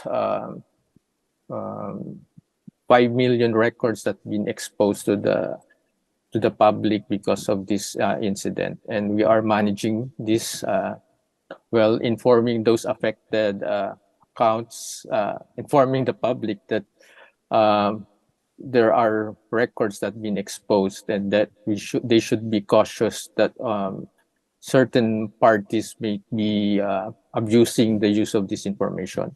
So this is also internally for PhilHealth, we really have to invest the necessary infrastructure and applications and even our human resources to address this what you call experience for us. So apparently we need really help. It's a realization that we have to really beef up our competency and our readiness on these certain attacks. If the overall objective of this administration to go digital, and I think we really have to put some investment on and priorities to put some money on this aspect. Thank you. Yes, I will just interpret that into Korean. 네, 일단 저희 필리핀에서는 지금 말씀하셨다시피 이런 좀 여러 가지 어려움들이 있었습니다. 그래서 저희 필리핀 그 필헬스와 정부에서 전반적으로 이 사이버 보안 문제를 좀 겪게 되었는데요. 저희가 9월, 10월에 걸쳐서 다른 부처에서도 또 이런 비슷한 해킹을 당했다는 그런 보고를 또 받았습니다. 그래서 지금 저희 정부에서도 그렇고 저희 입법 하시는 분들도 그렇고 이런 부분에서 좀 법안을 강화해야 된다라고 지금 인식을 하고 있습니다. 그리고 일단 데이터 이 프라이버시라는 것이 굉장히 중요하다는 것을 저희가 이미 배웠었고요. 해당되는 부분들에 있어서 어떤 프로토콜들을 만들고 있고 또 저희 리더들이 이제 필 헬스가 더 강화해야 하는 부분들이 무엇인지 이러한 것도 굉장히 잘 인식을 하고 있습니다. 그래서 이러한 경험들을 우리도 이제 다른 부처와도 그렇고 당연히 이제 잘 나누어야 한다는 것을 인식하게 되었고요. 한 500만 건 정도가 지금 이렇게 사이버 어택을 통해 가지고 노출이 되어 버렸는데요. 이렇게 노출되어 버린 그 정보를 가지고 저희가 그 해당 제공자들에게 이제 공지를 하고 있습니다. 그래서 좀 도용에 주의를 해야 한다는 것을 좀 말씀을 드리고 있고요.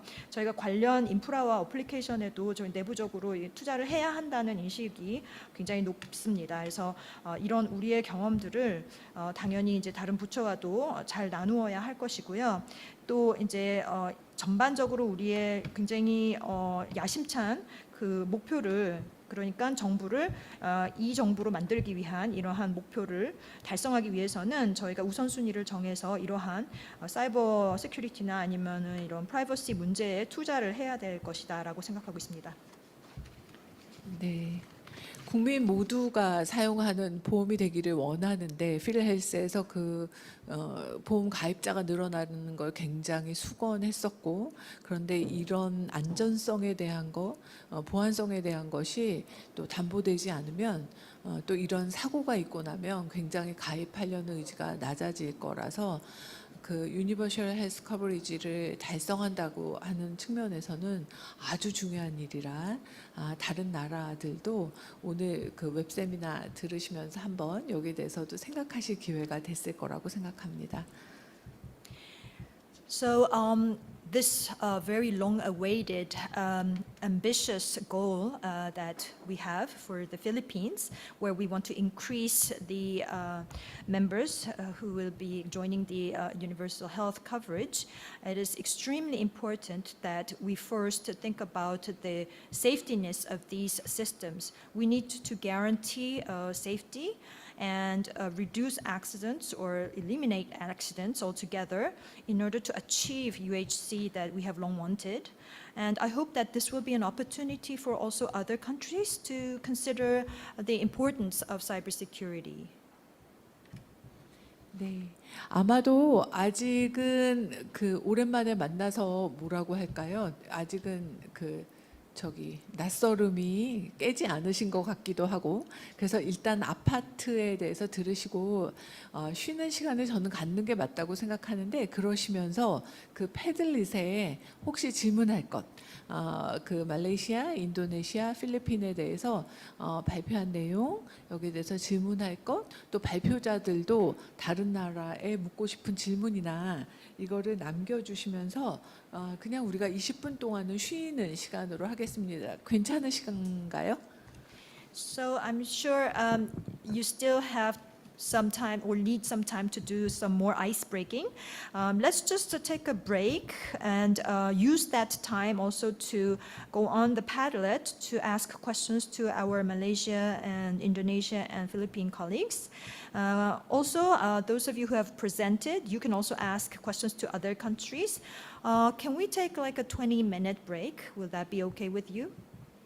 네, 지금 앞에 시간은 달라도 분으로 얘기하면 한국은 5분이거든요. 그래서 25분에 다시 시작하는 걸로 하겠습니다. So that will be like 5 minutes. So we will be beginning at 25 again. 네, 감사합니다.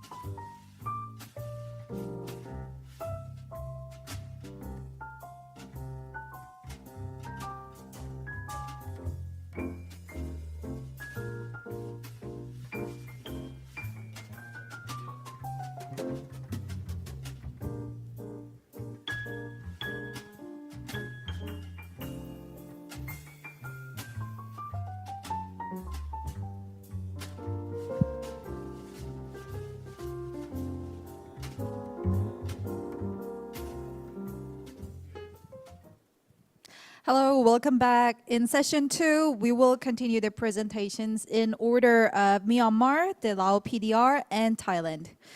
And also, feel free to leave any questions for each countries on the Padlet while each countries are making the presentation. So may we begin with Myanmar?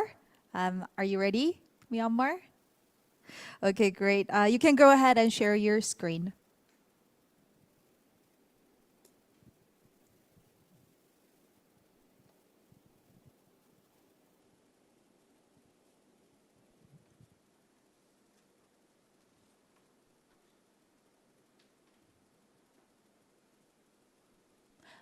Ms. Kim from Myanmar is giving us the presentation, right? Yes. Yes. Right? Yes. Feel free to start ahead when you're ready. Thank you. Okay.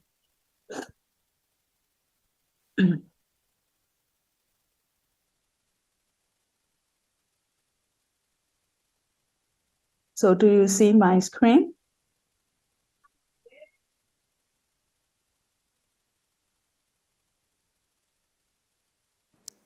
Yes. Oh, okay. Shall we Yes. start? Yes. Thank you. Ah,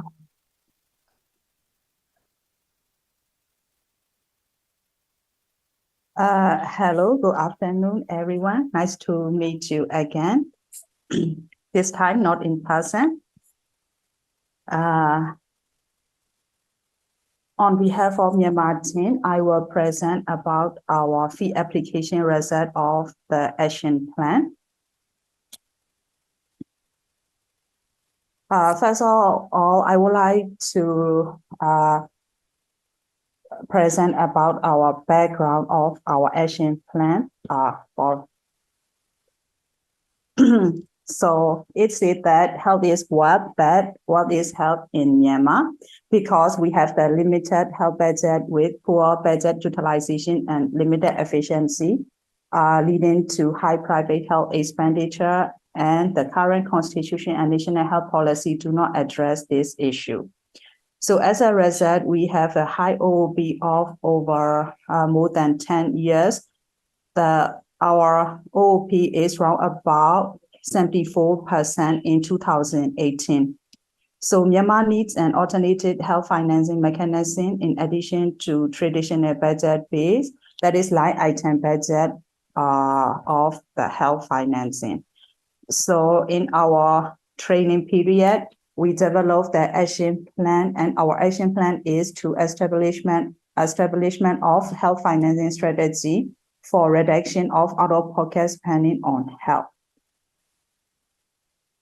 So during the training, we learned a lot for the for UAC as well as the experience from the ASEAN country. So according to our action plan, this is our timeline of our action plan, and now it is the November. And after the training period, when we back to our country, we organize a meeting with our team and our unit to how to implement our action plan and way forward. And then we organize a knowledge sharing session of our training and experience in Korea and our action plan to the different stakeholders in the Ministry of Health, and it's held in during the September. And the another attempt is our unit proposed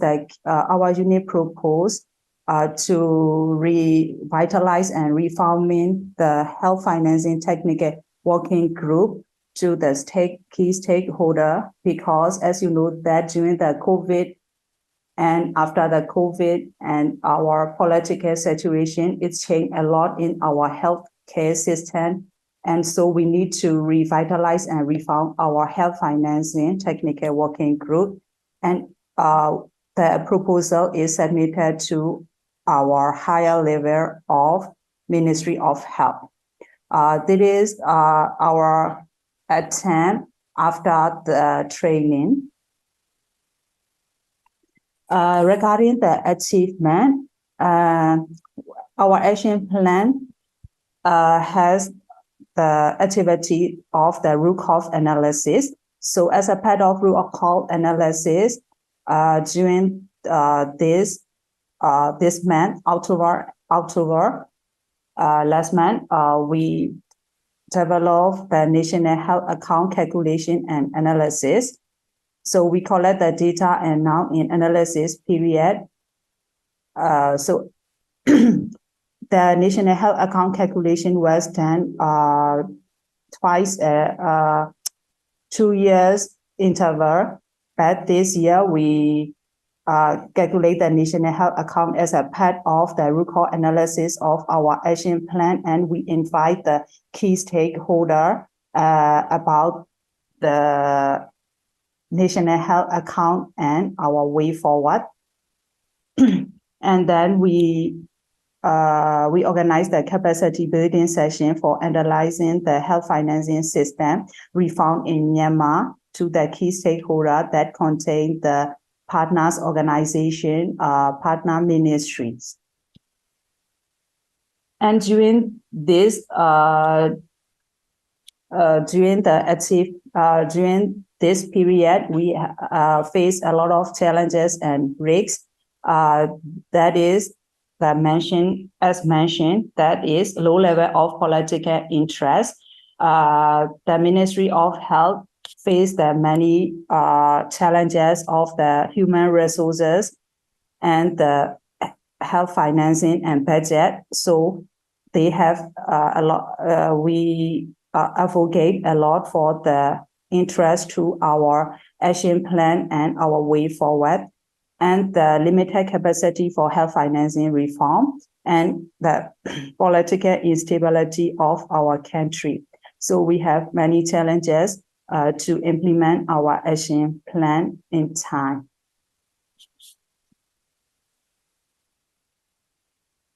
But we have the forward plan, that is to explore the possible health financing strategy for strategic purchasing of essential health packages. We need to reform the health financing strategy because we have the overversion of the line item budget. We need to reform this for the efficiency of the budget use. So we need to, our way forward is to explore the possible health financing strategy, and to reinforce this health financing strategy, we need to advocate the high level key stakeholder for establishment of Myanmar National Health Insurance Law. With the law enforcement, we can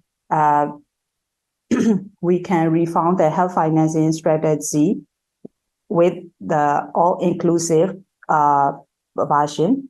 And for the implication of our action plan, we hope that the out-of-pocket will be reduced with the financial protection, and every people in Myanmar receive the health services they need without financial headship with our health financing strategy, new development of health financing strategy. So this is the end of our presentation, and thank you very much for the listening. 네, 감사합니다. 미얀마에 대해서는 제가 의견 드리려고 합니다. Presentation, and I will be giving feedback for Myanmar presentation. 네, 원래 1차 년도, 2차 년도, 3차 년도 되면서 항상 미얀마의 플랜은 굉장히 체계적인데 이게 그 다음 단계로 어떻게 됐다는 거를 제가 이렇게 와닿게 설명한 거를 잘 못 봤었어요. 그런데 오늘은 그 사이에 실제로 어떻게 한 것을 어느 정도 한 3달 지났나요? 그거를 볼 수 있게 설명해 주셔서 감사합니다. So we had the first year and the second year and third year presentation, and we heard Myanmar's plan throughout those presentations. And I felt that your presentations were always very well structured. However, I was not able to get what you really wanted to do as a next step. But now, this time, I think about 3 months has passed, and you have really anchored what you wanted to do for the next step. So I would like to really compliment you for that.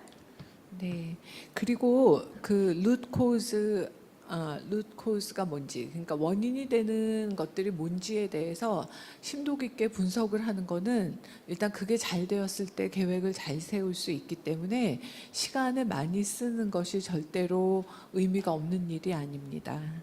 And also, you have really analyzed the root cause behind your problems in depth. And that is very important because in order for the plans to go well, you need to analyze the root cause as well. So taking time for those root cause analysis is not a bad thing.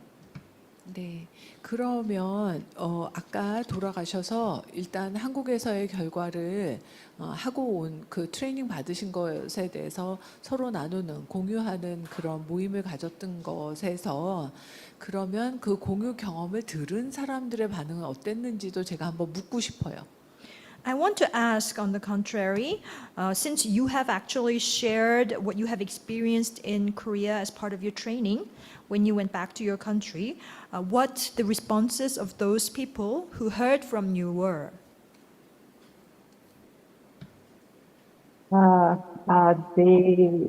They accept that we need to reform the health financing strategy, and they suggest a possible way how to advocate the key stakeholder. 네, 저희 일단 말씀을 드렸을 때 우리 그 헬스 파이낸싱 쪽에 개혁이 필요하다라고 또 동감을 해주셨고요. 그래서 이제 이해 관계자들 이제 설득하는 부분, 그걸 어떻게 해야 할지 그런 부분들에 대해서 논의를 해봐야 된다고 했습니다. 그랬고, 네, 그러니까 그랬을 거라고 생각합니다. 그래서 왔다는 거의 경험에 대해서 남들한테 발표회, 공유하는 그런 미팅을 갖는 것만으로도 때로는 이해관계자들한테 좀 더 우리의 의견을 전파하는 데 영향을 미쳤을 거라는 생각이 들고, 그러면 그런 결과로 지금 내년쯤에 만들게 되는 헬스 파이낸싱 스트래티지가 과거에 만들었던 거랑 어떻게 달라질 것 같다고 예상이 드는지 그것도 듣고 싶어요. So I'm sure when you told these people, their responses were probably that, as you said, we'll have to find possible ways to then reform the health financing. So I think the fact that you have had that kind of meeting to share your experiences back in Korea is very meaningful, and that alone would have had some impacts on the stakeholders. So now I would like to hear a little bit about how you think your maybe health financing strategy for the next year will be different from maybe the past strategies.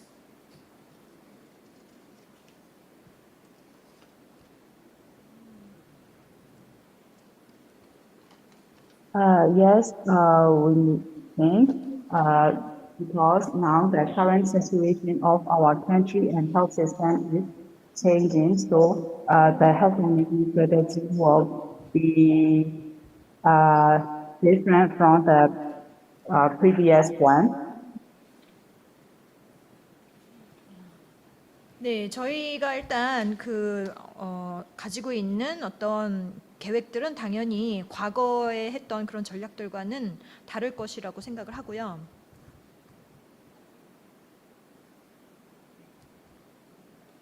네, 알겠습니다.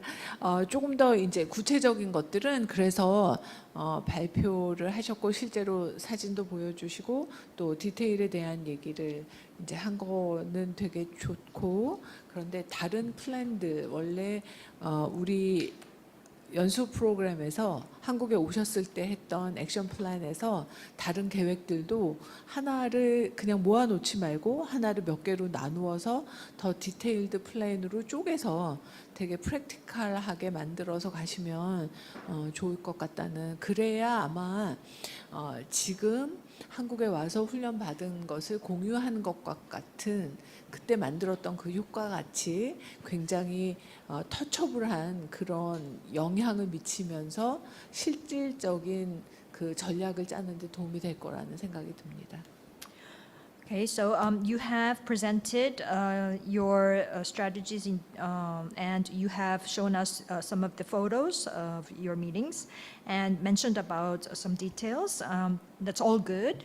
And I was hoping that then now, since you had the training back in Korea and you had some plans that you shared with us, to really actually divide that plan and not just have one single plan, and have detailed sub-plans under maybe various plans that you have segmented, so that you can really make these detailed plans more concrete and practical, so that they can really touch your stakeholders and influence them and have impact on them.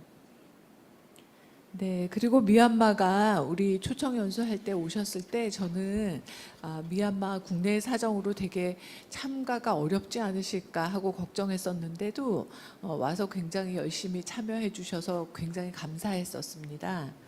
And when you expressed your maybe decisions to join this training, at the time I was a little bit concerned about whether or not you will be able to participate due to your internal conditions. But I was very glad that you made it to Korea. 그런데 지금 전 세계 어느 나라도 안정돼 있다고 말할 만한 나라는 없다고 생각하면 그게 작고 큰 차이이지 그게 비록 미얀마만의 일은 아닐 거라고 생각합니다. I don't believe that any country around the world is safe at the moment. Maybe there are small differences in terms of safety, but you are not alone. 네. 그런데 이럴 때 우리가 앞으로의 계획을 세우는데 뭘 세울 수 있고 뭘 안 세울 수 있는지를 생각하다 보면 굉장히 복잡해질 때가 있죠. Now, at a time like this, if we need to have a plan for the future and think about what should be the plan and what should not be, it really gives us a lot of headache. 네. 그렇지만 그럴 때 가장 중요한 건 뭐냐면 꼭 해야 하는 게 뭐고 진짜 정도에 맞는 어떤 전략을 세워야 그 근간을 중심으로 해서 그 폴리티컬한 영향력이 이러냐 저러냐에 맞추어서 약간의 변형을 주면 되는 것이지 그 근간이 되는 골격이 바뀌지는 않도록 우리나라에 직접 필요한 거를 잘 보는 눈들이 지도자한테는 있어야 한다는 생각을 합니다.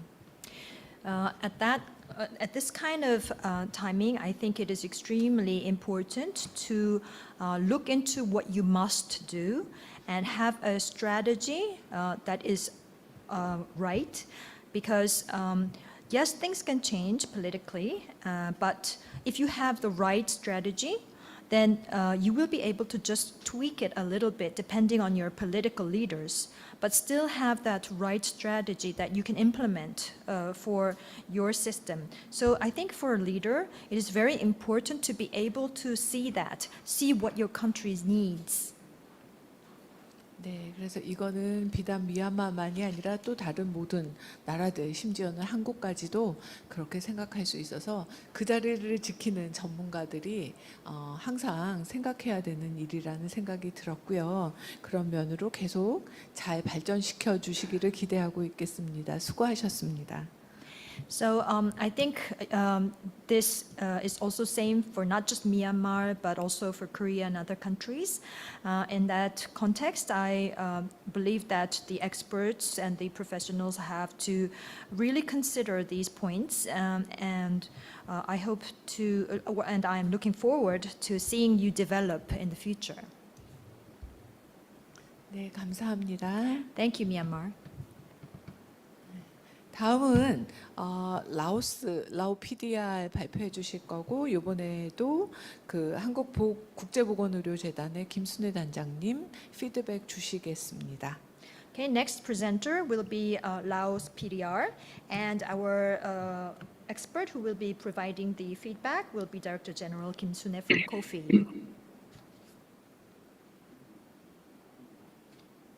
Hello, good afternoon. Yes, please share my slide.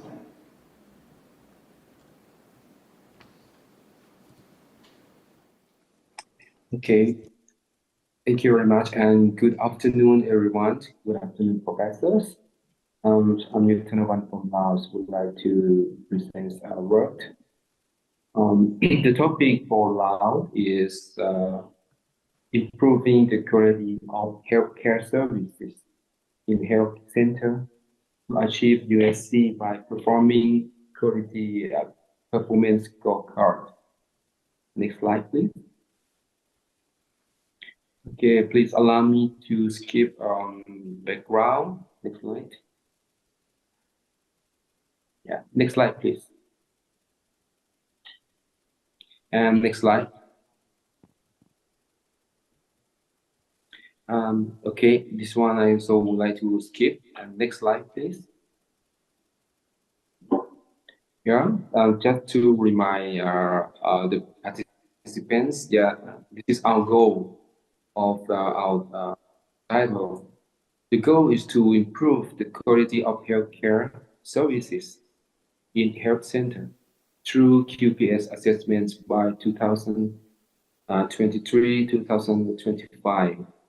And we have two objectives. The first objective is to develop and use the quality and performance scorecard tools to assess infrastructure, management, clinical skill, and client certification. And by end 2022. And the second objective is to support and conduct capacity building and training of health center staff by 2023, 2025. Next slide, please. And this is our action plan. I think I would like to skip this slide. Next slide, please. And also like to skip this slide. Next slide, please. Okay, just before present the result, I would like to brief a little bit about QPS or quality and performance scorecard. Next slide. The objective of QPS is to upgrade the service quality and implementation of health centers by using standard evaluation system.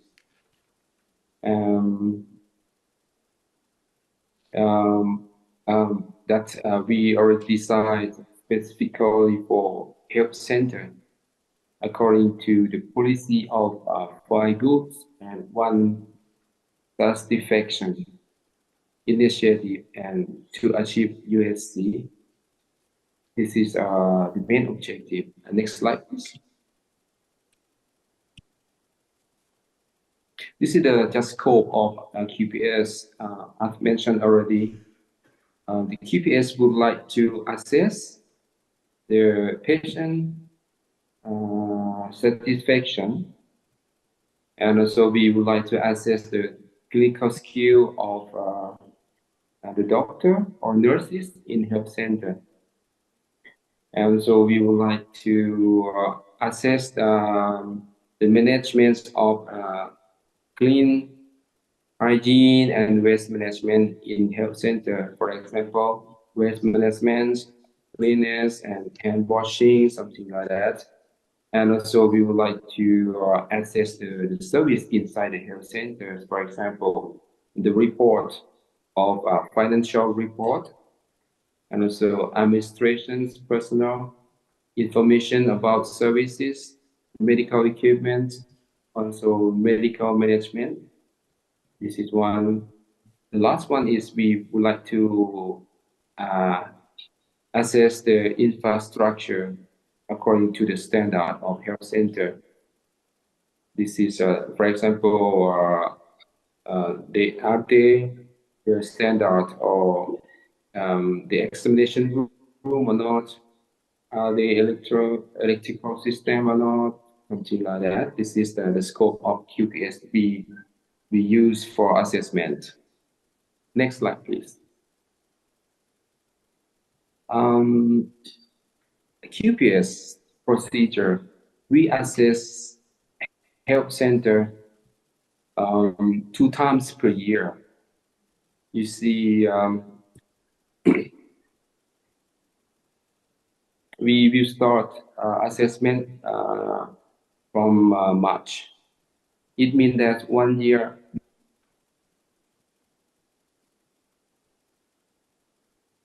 we start. The first round of assessment is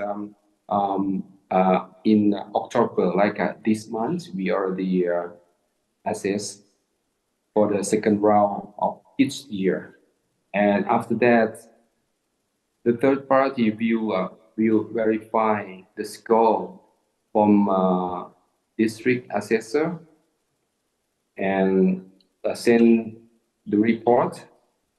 After that, Department of Healthcare and Rehabilitation will prepare the report and compare the score between assessor from district and assessor from third party. And after that, we summarize and report. Have a meeting with the steering subcommittee to approve the score, and then send the score to the National Health Insurance Bureau and Department of Financial to provide QPS payment to each health center. Yeah, this is the scope and the procedure of QPS. Next slide, please. This is the result. Just report you that 18 provinces in Laos already train every provinces have assessor to implement assessments for health center. This is the number of each province. Just for example, in Hua Phan province, it's in the north of Laos. There are 10 districts, and the number of our assessor is 30 assessor. These assessor will work to assess the health center in their province according to our QPS procedure, like 2 times per year, like that. Yeah. Next slide, please. This is the score, QPS score that we obtained from the provinces. You can see this is number of health center from Hua Phan province, the first province. We have 75 health center, and this is the average score by provinces is for Hua Phan province is 86, and you see the 85 for Siêng Khoang. This is the score that our assessor assess and give the score for the health center. I would like to tell you that the total, the total number of score is 100 score. This is perfect, but according to the real assessments, the average score in the Hua Phan province is 86 score. This score will give by each health center, and the payment will pay according to the score that we assess. This is the way what we do. Okay, this is my last slide to show the result of QPS work for this time, and thank you very much. 네, 수고하셨습니다. 피드백 들어보겠습니다. Thank you. We will move on to the feedback. 네, 라오스에서 네, 발표 감사합니다. 라오스에서 그간에 사실은 많은 경우에 보건의료 서비스의 액세서빌리티를 높이기 위한 다양한 활동들이 있었고, 그런 액세서빌리티가 높아진 상황에서는 사실은 이제 퀄리티에 대한 어프로치를 해야 됩니다. 그래서 적절한 시점이라고 생각이 됩니다. Thank you for that presentation, and I have heard from you about the various activities that you are doing in order to increase the accessibility of healthcare services. And obviously, for these activities to bear fruit, you need to also look into the quality of these services. 이런 퀄리티를 측정하기 위한 도구를 만들어서 거의 많은 1,000개가 넘는 헬스센터에서 이런 조사를 했다는 게 굉장히 임프레시브한데요. 이게 WHO에서 조사를 하고 있는 사라랑 어떤 게 좀 다른지를 좀 봤더니 뭐 환자의 만족도나 뭐 이런 내용들이 조금 추가가 된 것 같아요. 그래서 이게 라오스에서 자체적으로 개발한 도구라고 이해를 해도 되는지를 여쭤보고 싶습니다. So I see that you have actually created a measurement tool, I guess, to measure the quality of these healthcare systems. And it was very impressive that you have been able to do these assessments in more than 1,000 health centers. Now, I just try to find the difference from your measuring tools from WHO's SARA. So when I looked into it, it seemed like you have tweaked a little bit or added a little bit about patient satisfaction. So may I understand then, if I may, to say that maybe this is your self-developed tool?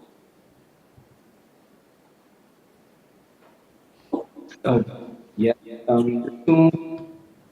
The tune in QPS tool, we got the indicator from each department.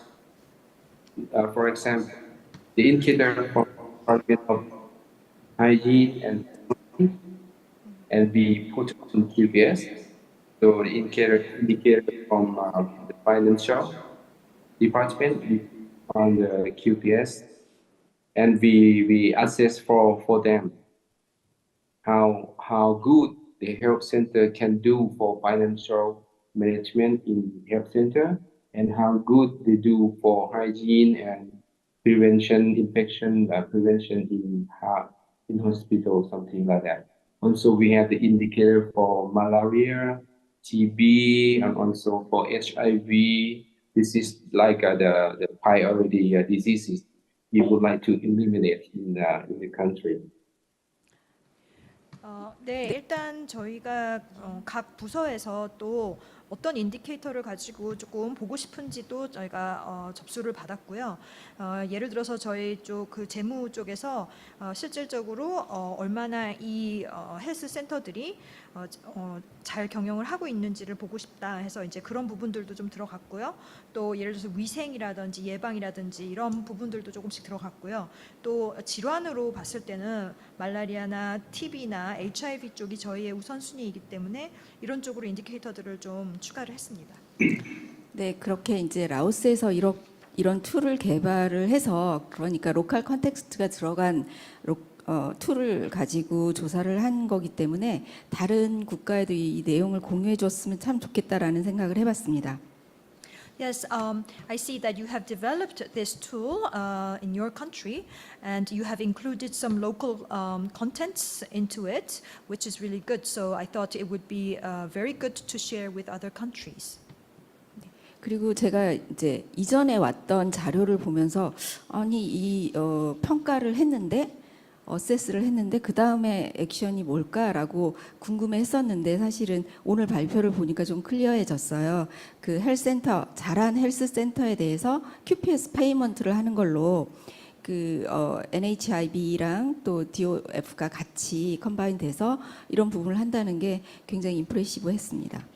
And looking back to your previous presentations, I always asked what your next action will be.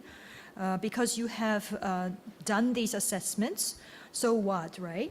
And today you gave me a very clear picture because you mentioned about this QPS payment that you will be doing with the support of NHIV and other organizations. 네, 근데 그 결과를 보면서 제가 궁금했던 거는 예를 들어서 참파삭과 같은 곳은 77개의 헬스센터를 조사했음에도 불구하고 점수가 55점밖에 되지 않은 굉장히 낮은 점수를 지금 보여주고 있거든요. 그렇다면 여기에 이제 뭔가 인프라스트럭처부터 해서 뭐 커퍼시티 빌딩이나 다양한 프로그램들이 되어야 한다라는 게 보여지는데 이런 그 각각에 대한 요인 분석이 아마 있을 거라고 생각이 됩니다. 그리고 이제 이거와 연계해서 사실 조사한 것도 조사한 거지만 그 다음에 어떤 액션, 그 다음에 액션 플랜이 좀 중요할 것 같습니다. So just looking at the results that you have presented, I just had one question, because if you look at the last slide regarding Champasak, this region, you have had assessments for 77 health centers, yet the score was very low, 55. So I'm sure just looking at this score that you will consider the need for maybe infrastructure or capacity building in this area for these healthcare centers. I'm sure you have more analysis of your own. So yes, you have the assessment, but you have to think about the next action plan. I think that would be very important. 네, 이것과 연계해서도 다른 지역도 혹시 점수를 올릴 수 있는 계획 수립이 각각의 헬스센터에서 연간 계획에 애뉴얼 플랜에 들어가면 굉장히 좋겠다는 생각을 해봤고요. 그리고 이게 이제 이 어세서, 그러니까 평가자를 양성하는 게 주요 내용이었는데 이 평가자를 양성을 해서 애뉴얼리 트와이스 이 측정을 하기로 보고 있는데 이게 그러면 내셔널 플랜이나 내셔널 프로그램으로 적용이 될 예정인지도 좀 궁금합니다. And so I believe that you have plans also for other regions where these scores were low. And I think it would be great if you could include all these plans into your annual plan. So each of the health centers, healthcare centers will be aligned with the annual plan. And in your presentation, it seemed like you really focused on developing these assessors, and you said that you will be conducting these assessments twice a year. So has that been incorporated into your national plan or program? I think if you have, then it would be really good. Yes, sure. The result of QPS assessments will report to related department or related center, and they will use our report to improve their work or improve their work. Yeah.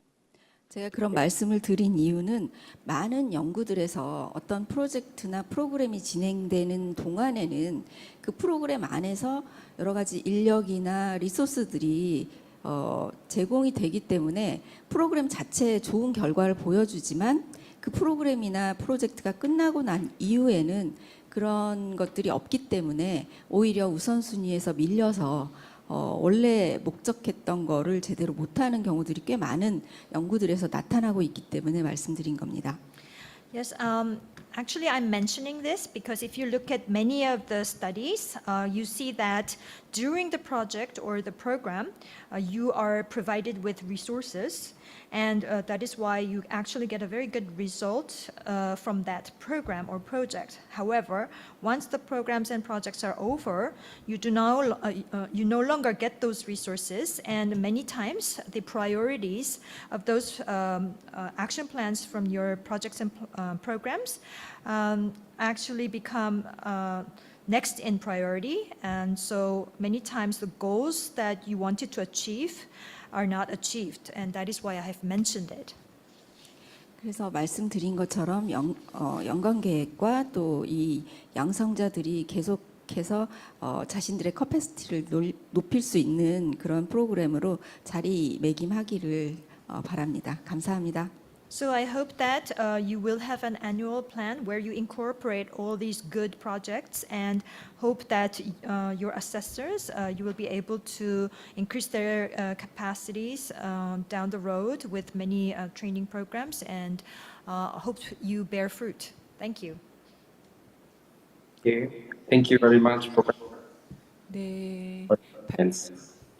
발표도 감사하고 또 피드백 주신 김순애 단장님께도 감사드립니다. So thank you for the presentation to Laos, and also thank you, Director General Kim Sun-hae, for that feedback.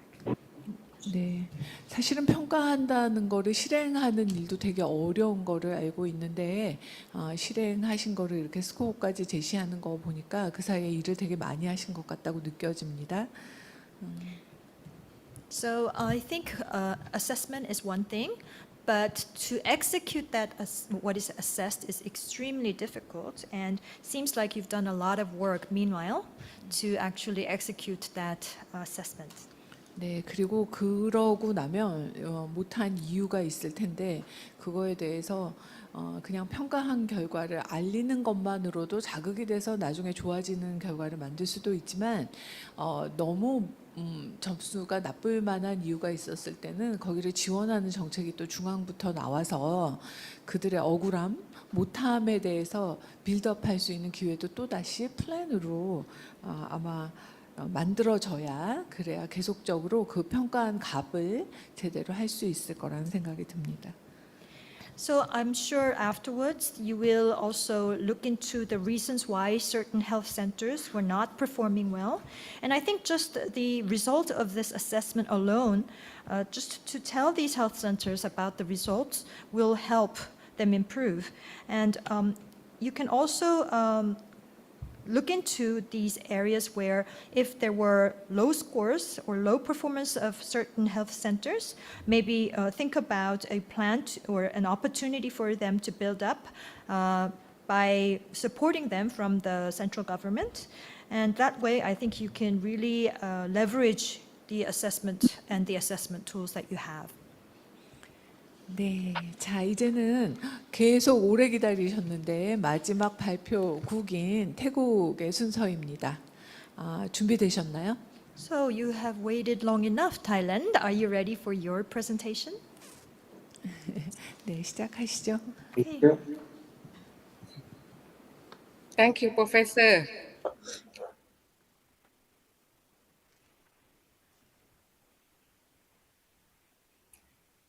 Let me share the presentation.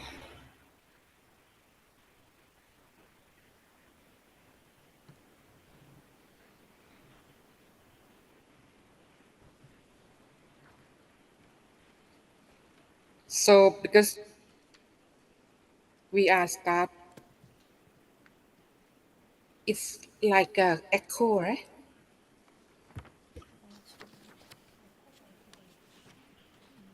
It's from me or from that side. I will go to very fast for the presentations. On behalf of Thai participants, we have 3 participants. We're not hearing any echoes. I think we're good. Okay. Let's go back to our background as we present for our action plans. As Thailand, we follow the World Health Organizations about the effective of primary health care is a foundation for achieve universal coverage, and Thailand achieved universal coverage since 2002, and we invest primary health care approach by promote and think for primary care, because we learned that primary care is a foundation of universal health coverage. As I mentioned before, so we use primary healthcare is a foundation for us to implement the universal health coverage. This is summarize what Thailand achieved universal coverage since 2002. We can achieve that along 3 dimensions. Your population coverage. We can cover 99.9% of the population by various schemes, by various insurers, different from you heard before Indonesian or Philippines that you have just only single insurer. Why is our Thai challenge? And for y-axis financial protections, we can have just a very low of pockets allow 11 of total health expenditures. For Z-axis depend on the service coverage. We cover comprehensive package with a small exclusion and including we include the prevention promotion, high cost care, especially renal replacement therapy, organ transplant, etc. in our benefit package. As I mentioned to you before, Thailand, we promote and use strategic objective of for the primary health care. We learned that law of primary health care is very important and we focus for health promotion and preventions. We include the referral system to ensure that the primary health care can refer when they need for the secondary and tertiary care.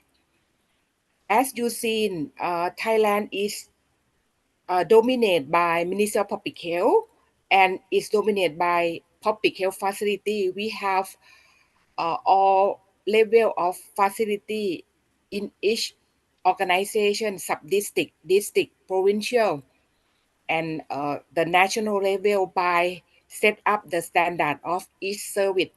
Mainly is under and promoted by public dominate. And also we use we call the district system to ensure that when the people access to primary care, they can refer to the higher level when they need. The current that we present previous, we learned that the utilization rate in primary care is slightly decreased after COVID pandemic periods. And the utilization rate in the second and tertiary care is slightly increased. So we need to revise our primary health care system. This is the evidence that we learn from our monitoring and evaluation system. The issue that we raise to propose to the policy is we try to increase the number and type of primary healthcare unit to provide the quality service support the new normal after the COVID-19 and use the ICT and AI to support management, capacity building the new primary healthcare facility and professional to support medical service to meet the standard of quality service. We work closely with the professional and local college to ensure that we have the standard for each primary healthcare service that will be established in the new setting.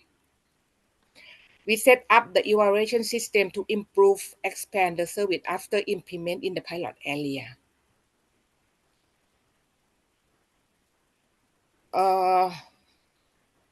So the goal is we try to increase the number of primary health care in the national health insurance system.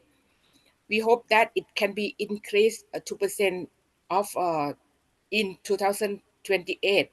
We propose this policy to Minister of Health and our National Health Security Board to approve to have the new type of set up the standard with the Royal College and Professional Council to ensure the standard of service. And this is the action plan that Thai participant has present in the previous. So we propose review setting the possibility and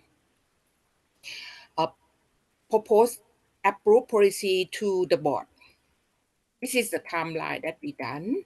Let me go to the outcome of the action plan. After the board is endorsed and we work closely with the professional council and loyal college related to the new primary care setting. This is the concept of the primary care. Previous, we have just only from the mostly is under the Ministry of Public Health and public dominate. But the new setting, we will include the new primary health care, which composed of the primary private medical clinic sorry, private nurse clinic promoting prevention unit, dental clinic, traditional medicine clinic, laboratory clinic, rehabilitation clinic, pharmacy, drugstore. We set up this one as a primary care unit under our district health system. So you can see it will be one primary care under contacting unit for primary care in the system. So the hospital or the contacting unit primary care can be supervised and monitors. Also, they can refer to the higher level if they need. Another outcome is we monitor and we learn that after July to October, we can increase because this primary care facility have to register in our system to measure that they met our standard. We work closely with the professional councils and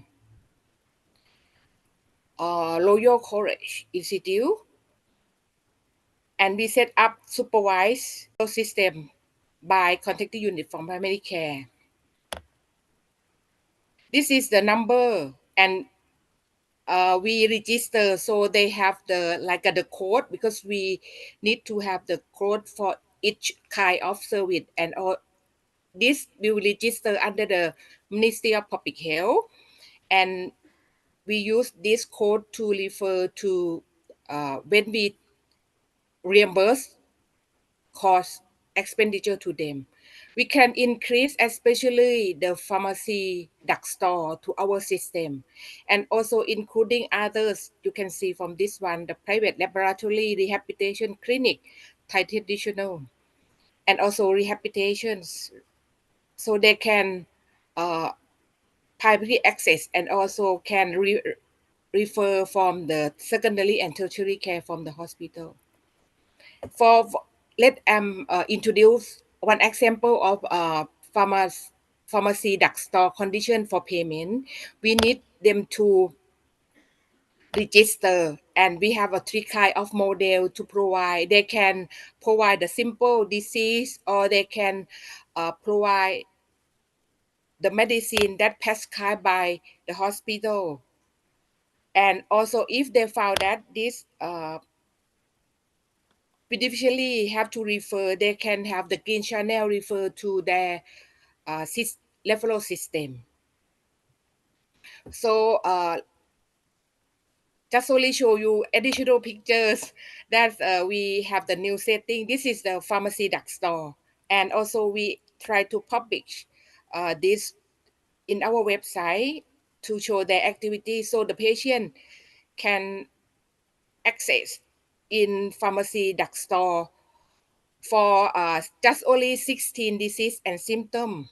And we learned that it can decrease the non-accessory, previous we have the problem, the people will buy antibiotic, right? After we launch this policy, we can decrease that problem, because they can go to our system and can investigate by the pharmacist what they need. If it's have to refer to the hospital, they can refer directly to their network. And also this is a rehabilitations for in the private clinic. And also we have, because in our system we have a nursery and midwife clinic, so they can access also. And also dentist clinics, we can promote more for primary dental care. And also laboratories, some we have a set up kind of laboratory, no need to go to the hospital, but they can receive prescribe and go to the laboratory clinics.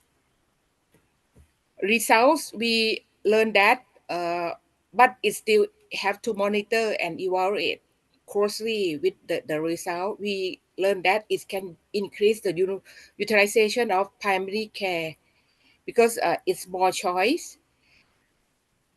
Especially we learn that it can be more assessment in health promotion and preventions, can reduce the workload in secondary and tertiary facility.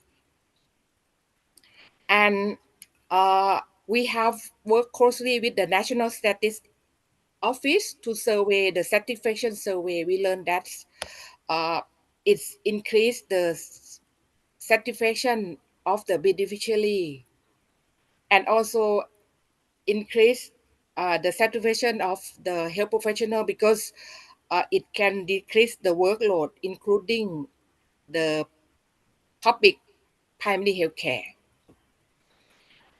But we found that it still have challenge because currently Thailand, we go to, we have the like a demographic and epidemiology transition. We go to the aging society, but the long-term care need to have more some kind of service cannot provide in this kind of primary health care. So we need to develop more for benefit package in the long-term care. And in our system, it's rely on the government budget. So it may be limited in the near future. So we need to find the solution for this one. So this is all my presentation. Thank you. 네, 감사합니다. 제가 그 지난번에 마지막으로 발표했을 때에 일단은 발표자께서 우리나라의 그 1차 보건 의료에 대해서 항상 그 연수에 참여하시기 전에도 관심이 많아서 되게 많이 스스로 찾아서도 배우고 있다라는 얘기를 하셨던 게 생각이 납니다. So thank you for that presentation. And I remember that you have mentioned that you had a lot of interest in primary care. And you did also even before participating in this training, and that you had done a lot of research on your own. 네, 그런데 이제 그래서 지금은 어느 정도 돌아가시면서 바로 태국에서 할 수 있는 노력을 실행을 많이 시작하셨다는 것을 느낄 수 있었습니다. So I was able to feel that you really are on that point where you are executing immediately after you have returned to Thailand. 네. 그런데 아주 현격하게 한국하고 차이가 나는 것은 뭐라고 느껴지냐면, 물론 우리나라에서도 치과 의사나 그 조산사나 또 랩을 하는 사람이나 이런 사람들이 그 1차 보건 의료라고는 할 수 없지만 일단 그 프라이머리 단계에 해당하는 1차 시스템 1차 보건의료 기관에 해당하는 데에서 그 클라이언트를 만날 수 있는 거는 똑같기는 합니다. And if you just look at maybe our case in Korea, because we also have dentists and all these lab people, and they're not exactly secondary, they're actually maybe also a included in the primary system where they can actually meet the clients in person. 네, 그런데 이제 한국은 1차 보건의료를 책임질 사람을 원래 보건인이었던 사람 중에 의사나 간호사를 간호사한테도 그 진료를 볼 수 있는 트레이닝을 시켜서 진료를 할 수 있는 오피스를 만들어 놓고 거기에서 그 일을 하게 만들었고요. I guess, but the difference is that in Korea, we have trained not just the doctors, but also some nurses who actually have their own offices to practice. 그리고 의사들에서도 비기너 수준이고, 또 한국에서 그 군 복무를 남성이면 모두 다 꼭 해야 하는 의무 규정을 가지고 그거에 해당하는 의과대학생들, 그 군 복무 의무를 지켜야 하는 의과대학생들을 활용해서 그들이 졸업했을 때 그 공중보건에 그 1차 보건 의료에 참여할 수 있도록 하는 그런 전략을 썼죠. And for our doctors, we have maybe doctors who are in the beginning stage because we have a mandatory military service system, and all men or in Korea have to participate in military service. It is a mandate, and so we have the students from the School of Medicine who actually participate in primary care through their service or military service as a public doctor when they graduate. 네, 아주 중요한 건 뭐냐면 이미 의사인 사람이라 그들한테 아주 스페시픽한 트레이닝은 필요하지 않았지만 간호사라서 진료를 할 수 있는 것이 기능은 아니었던 사람들은 진료를 할 수 있도록 초기에는 1년을 거의 의사와 같은 프랙티셔너의 트레이닝을 시켰다는 겁니다. But the important point here is that although these beginning doctors, they didn't really need a lot of special training because they've already had some. And however, these nurses, we actually had them trained so that they could practice and do this after their training. 네, 근데 태국에서 여러 가지 예를 들면 약사, 또 조산사 이렇게 해서 거기에다가 그들을 모두 다 1차 보건의료에 참여할 수 있도록 시스템을 만들었을 때 일단 그들을 1차 보건의료의 그 퍼실리티로 정의해 준 것에 대해서는 그런 기관들에서 일한 사람들이 환영했을 거라고 저는 생각해요. And now back in Thailand, the fact that you have all these pharmacists and midwives participate in primary care, I think they would have really hailed it and welcomed it. 네, 그리고 의사만 좀 반발을 했겠죠. Maybe the doctors would have objected. 맞죠? Right? Did they object? Yeah, we have some, but we have to monitor that one.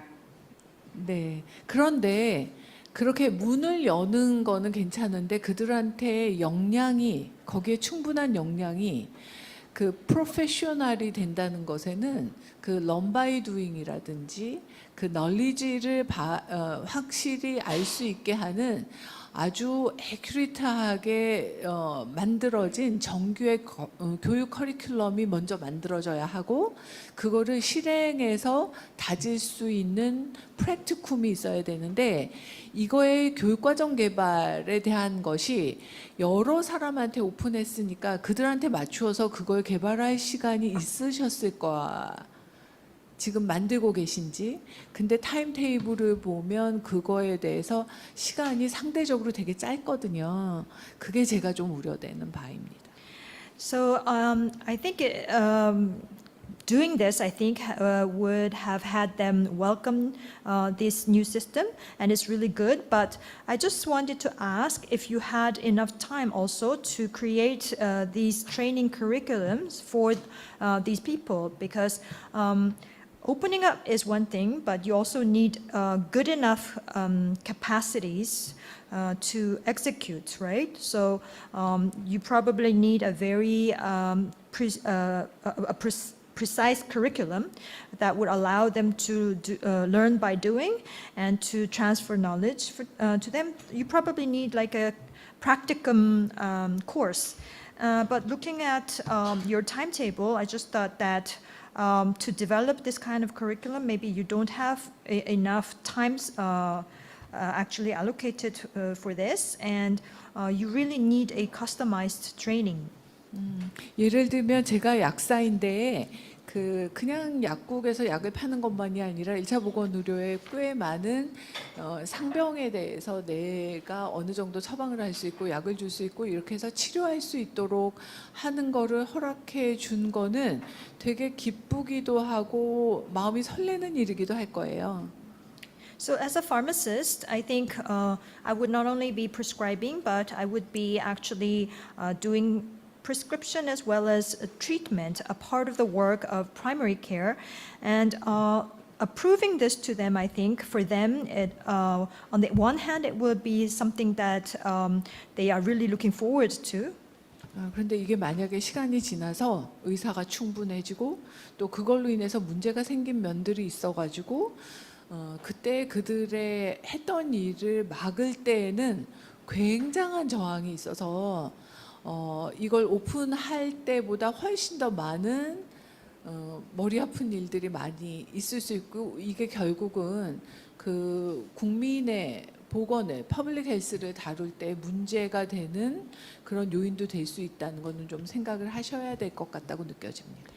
So I just wanted you to remember that after some time, when you reach a point where you have enough doctors to cover the market, and also after some time, if you find maybe some issues with these people practicing primary care, you may have to come to a point where you have to say, okay, we're going to now not approve primary care practice to you. So at that point, you will find that they will object very fiercely, and you may end up with more problems than when you had to open this area to them. So I just wanted to mention that you need to think that far, and that can become a problem for public health in the end.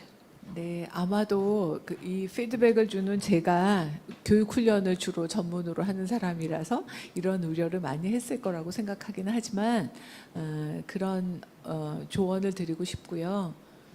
I mean, I'm a person who has been giving these trainings, so that's probably why I'm worried about that.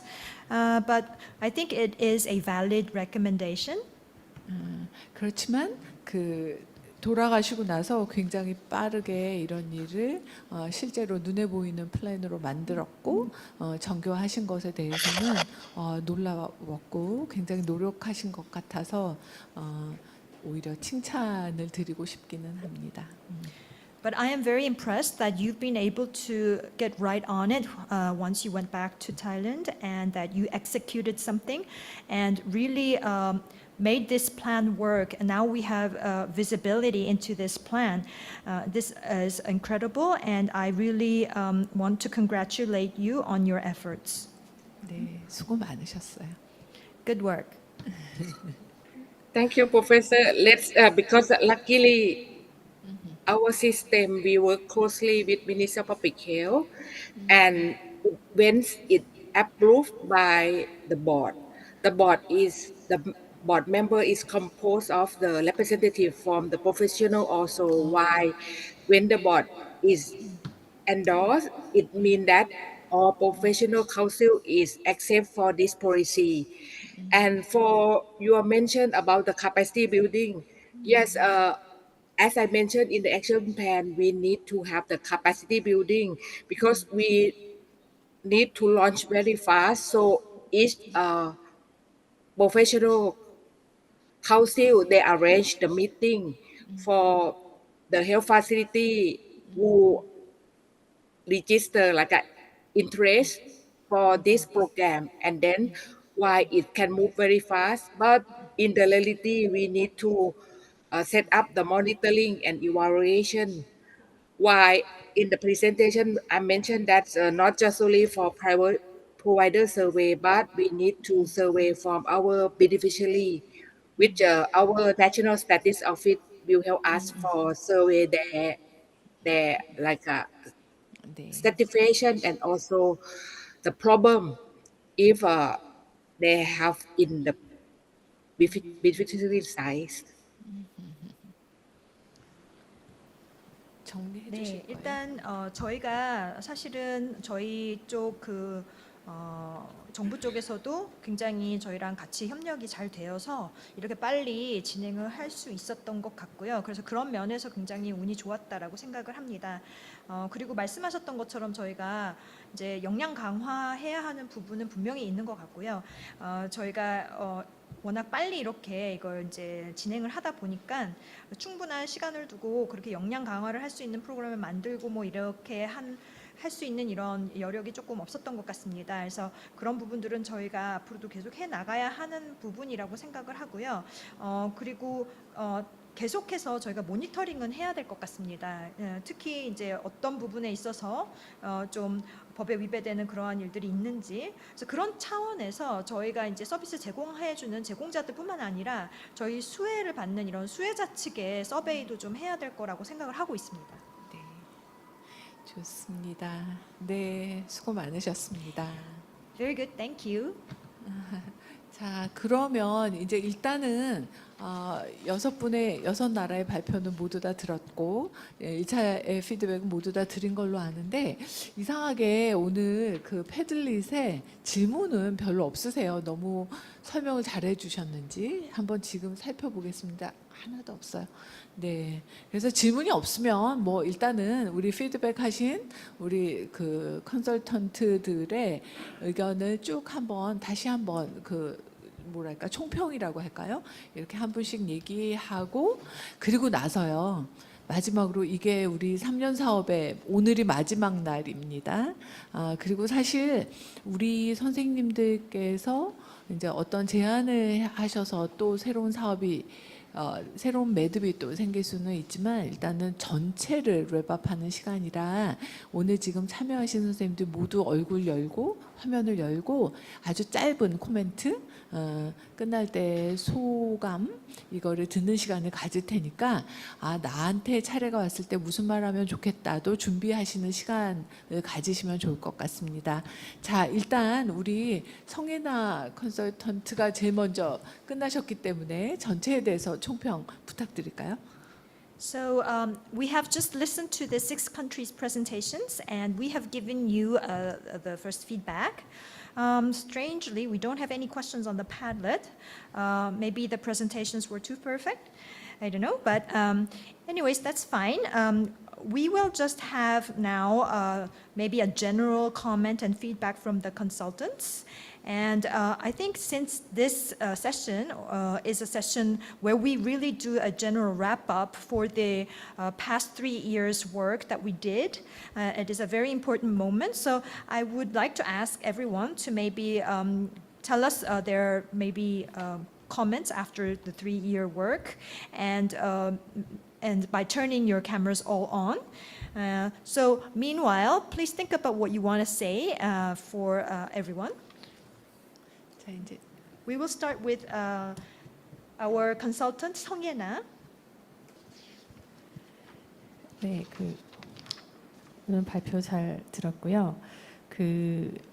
제가 이 3년짜리 프로그램에 운이 좋게도 2년을 참가할 수 있게 되어서 여러 분들이 노력해 주시는 내용을 업데이트 받고 또 피드백을 드리고 하는 과정을 함께 할 수 있어서 굉장히 영광이라고 생각합니다. So thank you for all the presentations. I think I was lucky enough to have been able to participate in the 3-year program and get updates from you and give you feedbacks. It's been a great honor and privilege on my side. 이 모든 것이 진행해 주시는 한국보건복지인재원의 이제 스태프들의 많은 노력도 있었고 또 여기 참가해 주시는 분들이 각국에서 중요한 업무를 맡아 주시는 또 중요한 분들이셨기 때문에 이 피드백 교육을 받고 이제 액션 플랜을 세우시고 이제 바로바로 현장에서 정책으로 연결할 수 있는 그런 아주 좋은 모형이 되어서 굉장히 효율적이고 그러니까 효과적인 프로그램이었지 않았나 생각합니다. I think this was all possible thanks to the great efforts of the staffs here at Kohai, as well as you, our participants, who are very important people doing very important work in each of the countries. I think you were able to actually take our feedback and set up an action plan and link that right to your policies. And because you were able to do that, we were able to come up with this really good model. 네, 그리고 각국마다 상황이 굉장히 많이 다른데 그래서 각 국가에서 당면한 문제를 잘 선정을 하셨고 이제 그거를 해결하는 노력이 굉장히 많았기 때문에 해마다 조금씩 프로그레스를 보여서 저희가 좀 같이 발전할 수 있지 않았나 싶습니다. So I think each of the country was facing significantly different situations, and each of the country was able to actually pick out really good, I guess, topics for them to challenge. And thanks to all your great efforts, I think we've been able to advance together.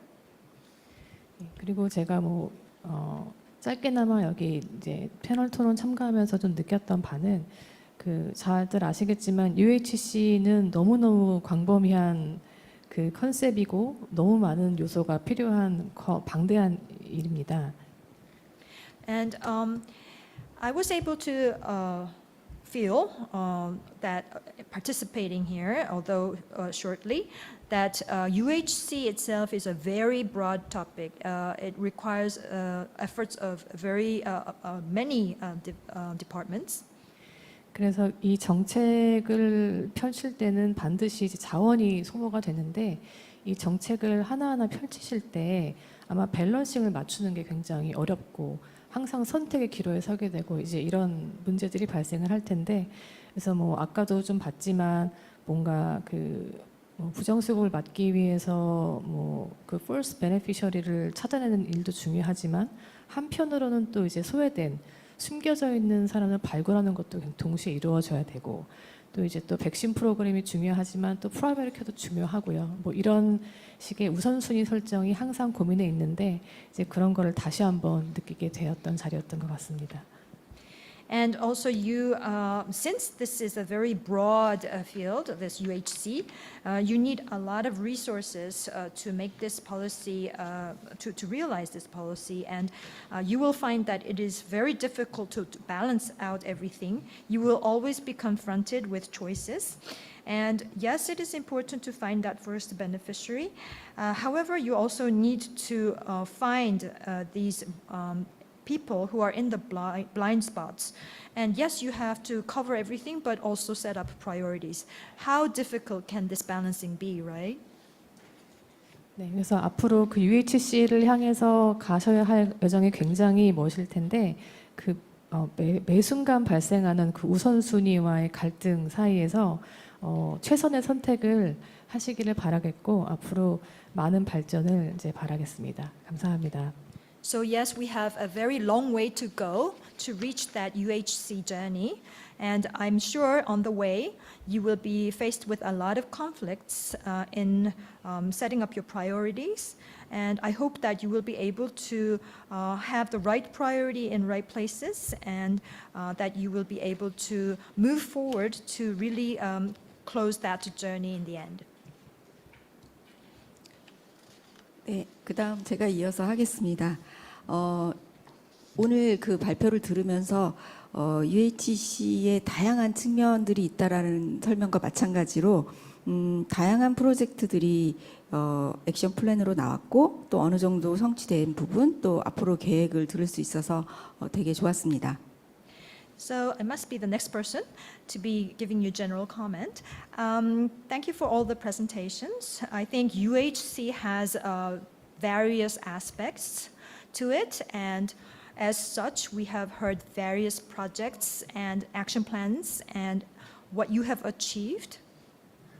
네, SDG 2030년까지 달성을 목표로 하고 있지만 올해 발표된 그러니까 작년까지 진행된 그 UHC 인덱스를 봤을 때 글로벌하게 많이 도달하지 못하고 있다라는 조사가 얼마 전에 나왔습니다.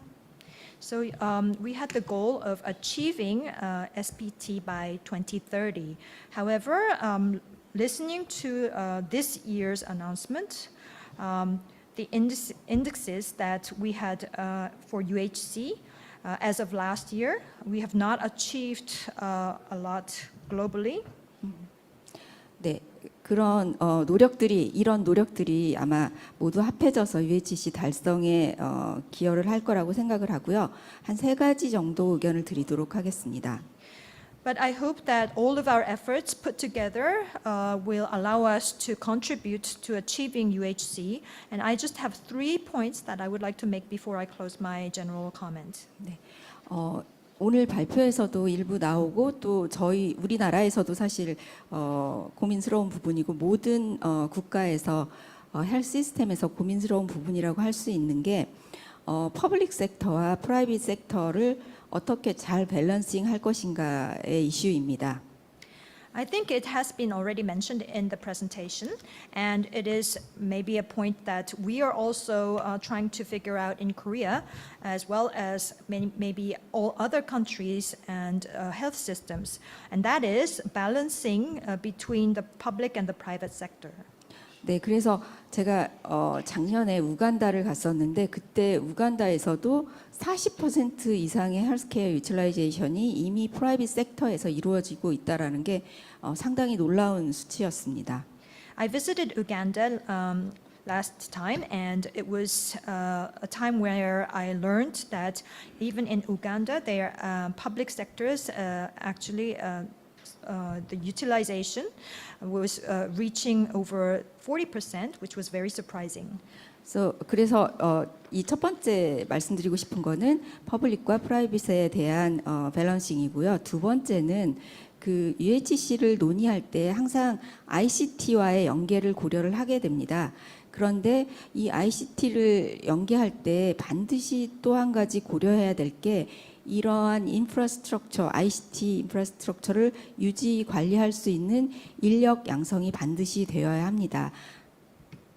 So the first point that I wanted to make was to be able to find that balance between public and private sector, which is really important. And the second point that I wanted to make was regarding the ICT, where we are really linking ICT when it comes to UHC. And when you are linking the two together, there's one thing that you must remember, and that is to foster also the human resources that are required to maintain and manage this ICT system. 그리고 세 번째로 말씀드리고 싶은 거는 디지털 헬스가 WHO에서도 이슈이고 전략을 마련을 하고 있고 디지털 헬스라고 하는 개념들이 아마 모든 국가에 있을 거라고 생각을 합니다. 그런데 디지털 헬스의 시작은 주민등록, 우리나라에서는 주민등록으로 얘기가 되고 있는 주민등록이 먼저 되어야만 모든 데이터들이 거기를 중심으로 해서 링크가 되고 또 활용이 될 수 있기 때문에 이런 부분에 대한 것도 같이 고려가 되었으면 하는 생각입니다. And my third point is regarding the digital health, which is becoming a very hot topic. And WHO is also tackling this issue, and it is coming up with strategies for digital health. And I believe that every country around the world has something that they want to do with digital health. And I think the beginning or starting point of digital health, and even for Korea, will be what we call in Korea the registration of the residents. So residential registration has to come first before we're able to really leverage the digital health. And once we have that registration done, and we are able to link and use it efficiently.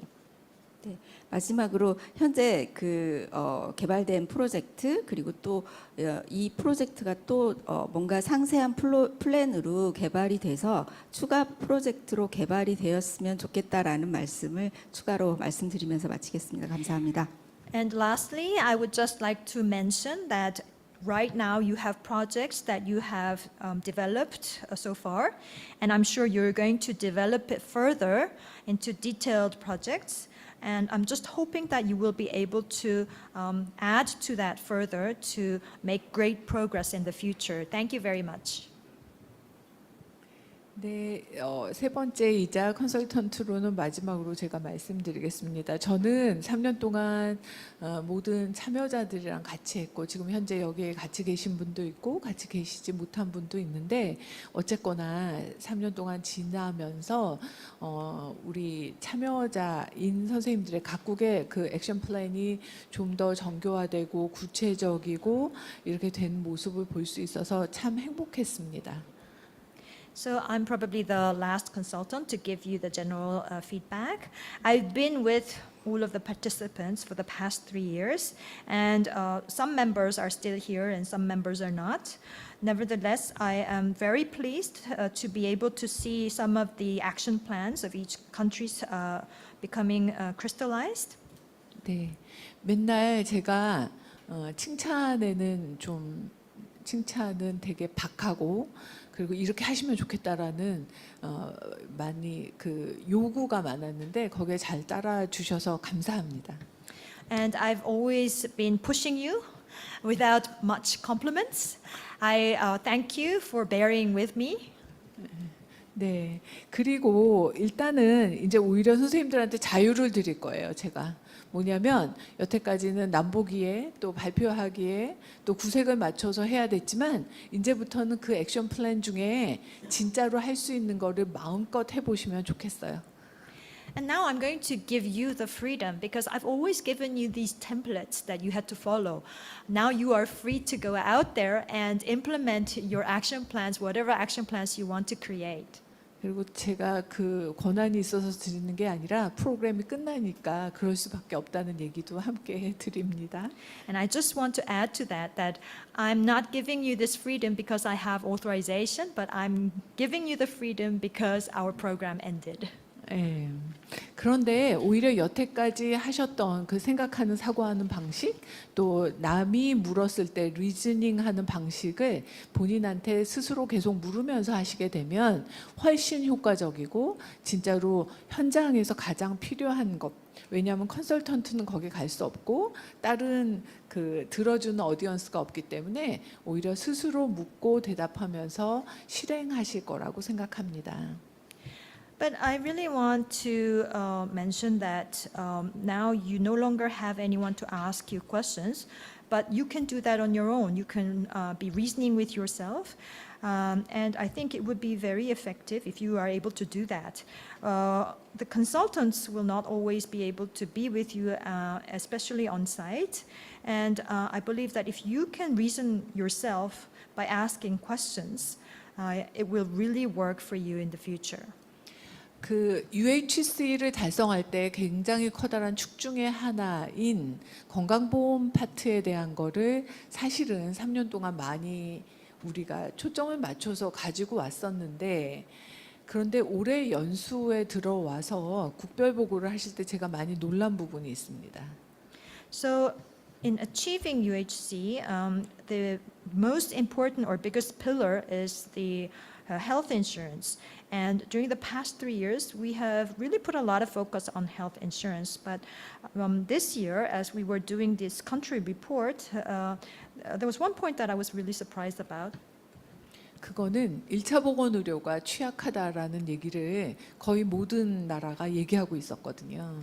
Because all of you were mentioning that your primary care is vulnerable, they're not strong enough. 네. 그런데 그러면 UHC에 있어서 두 가지의 중요한 축이라면 건강보험은 사실은 30%가 됐어, 50%가 됐어는 된 게 아니라고 봐도 되는 겁니다. 그러니까 100% 다 되었을 때 이제 비로소 시작하는 게 될 수 있는 그런 특성이 있죠. Now you have to think about this health insurance, because yes, it is one of the pillars of the UHC, but 30% coverage, 50% coverage will not get you far. You have to reach that 100% to just make a start. 네. 반면에 1차 보건 의료는 어떤 특성이 있냐면 나라의 어떤 준비된 거 그 수준에 따라서 어디나 존재는 하는데 그게 얼마나 좋으냐, 쓰기 편하냐, 또 얼마나 많은 뭐 이게 질환에 대해서도 많은 거를 커버하느냐 아니면 오히려 질환은 이미 문제가 없어서 건강 증진에 참여하느냐 이런 차이가 있을 뿐이지 1차 보건 의료는 이미 어느 나라나 존재하고 있고 근데 그게 모두 다 문제라는 얘기가 제 귀에 굉장히 아주 쏙 박히는 그런 중요한 이슈로 다가왔었어요. On the other hand, if you think about primary care actually exists in all the countries. And it's just a matter of how good that primary care is, or how convenient it is, or how many diseases it is covering, or if it doesn't have any diseases that is covering, maybe how many people's health promotions they're doing. But it does become a little bit worrisome for me because I'm hearing from all of you that this primary care is very vulnerable in your countries. Primary care is really important. 그런 의미에서 한국은 건강보험만이 아니라 사실 1차 보건 의료에 있어서도 굉장히 전략적인 전 세계에서 아주 독특한 제도를 가졌었던 나라이고, 그래서 제가 앞으로는 아시안 국가들한테 또 이 측면에 있어서도 많이 강조해서 같이 협업하면 좋겠다라는 생각을 했었습니다. Now, this primary care, I think, is extremely important, as I mentioned, and even in Korea, we have not just tackled health insurance, but we were actually able to have a very unique strategy for primary care. So it's one of the most unique systems around the world, and I thought maybe it would be very good if we are able to maybe get together to talk about this area as well. 네, 그래서 저도 액션 플랜을 세워가지고 오늘 선생님들한테 말씀드릴 게 있어요. 그걸 실행한 거. So maybe I have a personal action plan that I want to share with you. 네, 선생님들 가실 때 제 머릿속에 이걸 해야 되겠다. 그리고 앞으로 이거를 우리의 1차 보건 의료를 아시안 국가랑 나눠야 되겠다라는 롱거 플랜을 세운 셈이고요. 그 안에 실행하는 걸로 요걸 지금 하고 있습니다. So that's maybe in my action plan list, this primary care, and I will be thinking about what I should be doing next with the Asian countries when it comes to primary care. 이게 뭐냐면 한글말로 되어 있는 우리나라의 1차 보건 의료를 하는 간호사인데 진료를 하는 사람들에 대한 책입니다. So here's a book that is published, and it's about primary care and what the nurses are doing as part of contributors to the primary care. 네, 근데 이게 영어로 번역하는 일을 제가 시작해서 우리 코하이가 하고 있어요. And Kohai and I, we are launching a translation of this version.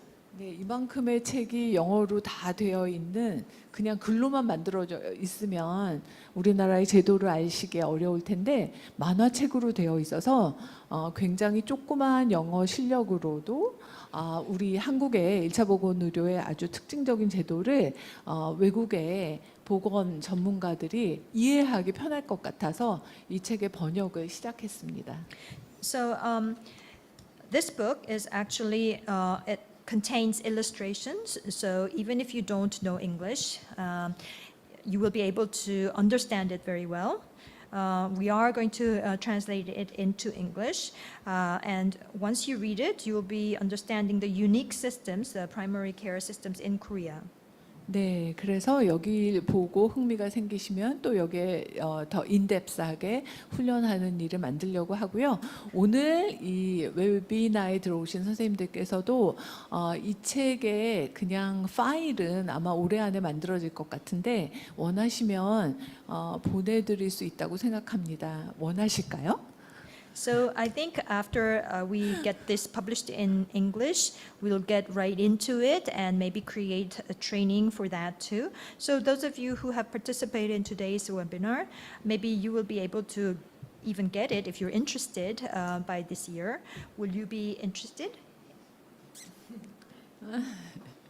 네, 아무튼 저는 이렇게 하고 있고 또 선생님들이랑 만났던 것 되게 소중하다고 생각하고 앞으로도 선생님들이 하실 수 있는 선생님들의 자리에서 가장 잘하실 수 있는 거를 그리고 아까 말씀드렸다시피 그냥 정부 때문에 못할 것, 정부 때문에 할 것 이렇게를 아주 중요한 컨텍스트에서는 나는 A라는 걸 먼저 하고 싶지만 지금의 상황에서는 B를 먼저 하는 것, C를 먼저 하는 것 이런 거를 할 때 주저하지 말고 계속 앞으로 나갈 수 있는 그런 거를 계속 진행하시는 모습을 제가 한 번씩 그 나라 갔을 때 확인하고 싶고 또 잘 하실 거라고 기대하고 있겠습니다. So I just shared my personal action plan with you. Anyways, I really value this meeting with you. And I think, as I have mentioned earlier, don't just get stuck up on the fact that you can do something because of the government. You can't do something because of the government. Because at the end of the day, what is important is to think about what you can do maybe first, not just what you want to do. And maybe you have to do B and C before A, although you want to do A first. So I just hope that you can maybe find your way out and not hesitate. And I hope to really be able to hear from you and your progresses in the future. 네, 일단 이렇게 해서 웨비나의 일단 정식의 컨설테이션은 끝내는 걸로 하겠습니다. 감사합니다. So with that, we will conclude the consultation part of today's webinar. Okay, thank you, Professor. And thank you, everyone, once again for your phenomenal reports. Over the past 3 years of journey, everyone had put in a lot of effort, as we all know. So as we wrap up this training, maybe how about we reflect this journey together, maybe one country at a time. We'd love to hear your opinions and thoughts of 3 years of this journey. So how about we start with countries with alphabetical orders. Maybe can we hear from Lao PDR first? They're not joining us right now, right? Okay, too bad. Okay, let's hear. There you are. Yeah. Is there any thoughts or things that you would love to share with us?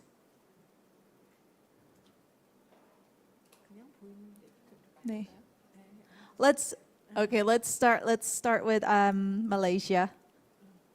Okay. Can we hear from Sarah and then move on to Asma? Okay, I'll just share my thoughts. Thank you for giving us this opportunity. First of all, I feel truly blessed and also grateful that I was given the opportunity to attend this training this year. Sadly, I had not attended the previous trainings last year or the year before that, but I think it doesn't matter as I've learned so much this year itself. So thank you to all the panelists for giving Malaysia the push to further improve our action plan by incorporating more detailed planning plans, as well as in order to continue us moving forward. So thank you again to Korea for being so generous in sharing with us your hospitality experiences as well as lessons. And finally, I think the same as all of you, I think we have made so many dear friends along our way and also in this course. So I hope everyone will work together in the spirit of advocating UAC in ASEAN. Yes, it's not easy to strike the perfect balance, but let's try anyway. Thank you. Thank you.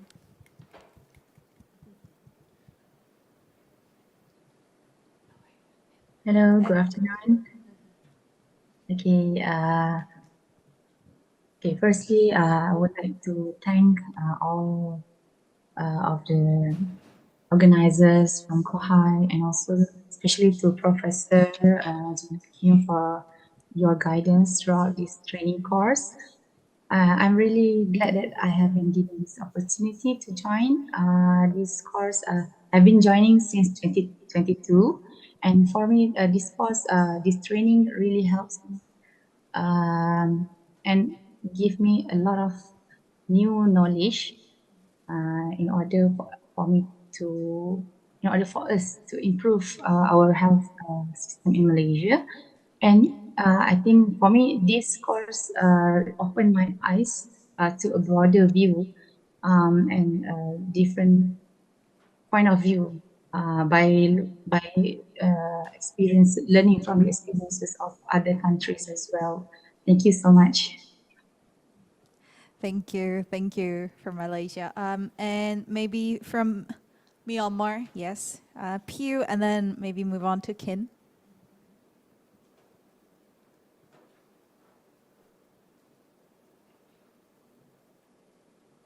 Hello.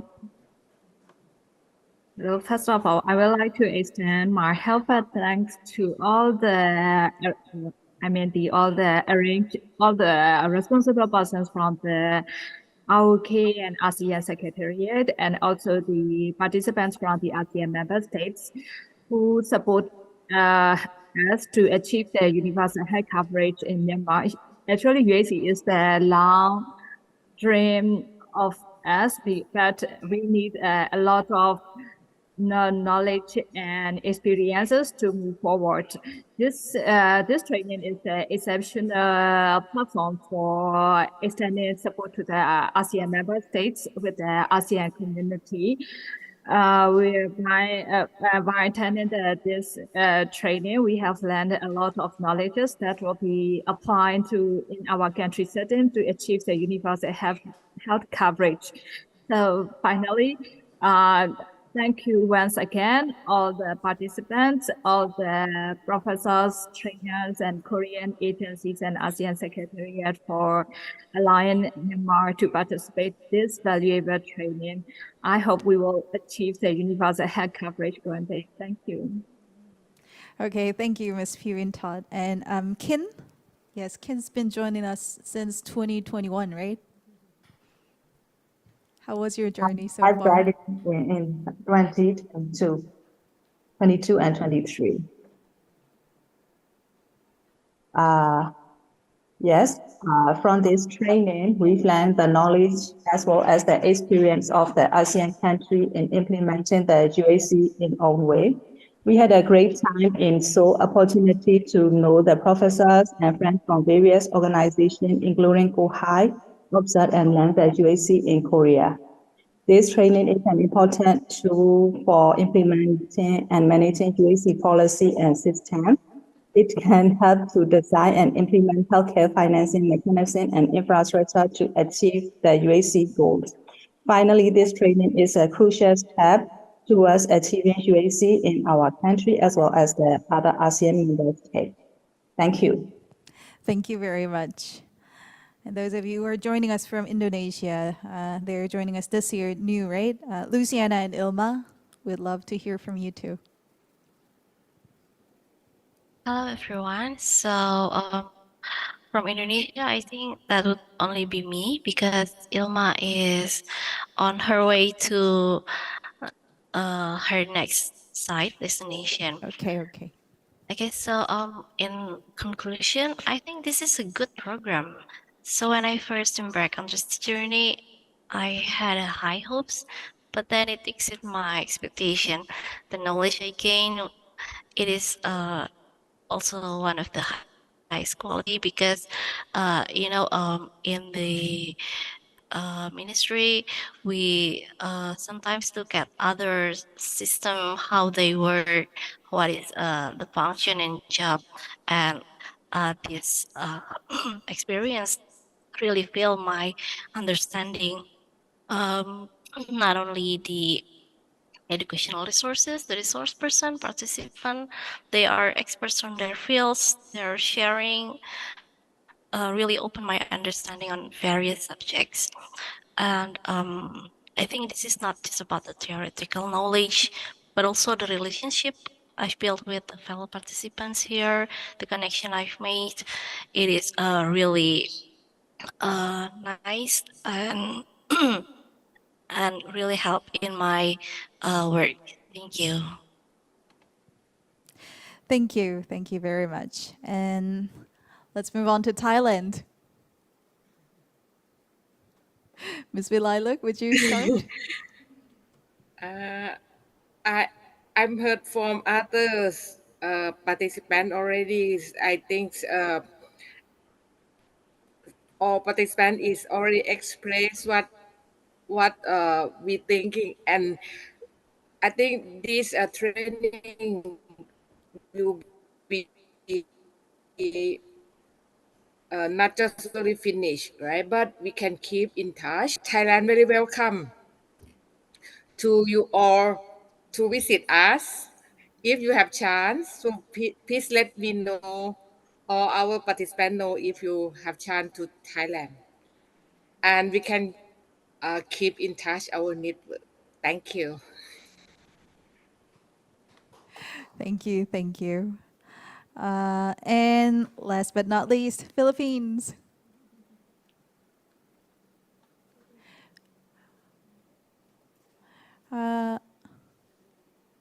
Maybe we should start with Mr. Lemuel. Okay. Yes. Yeah, thank you very much.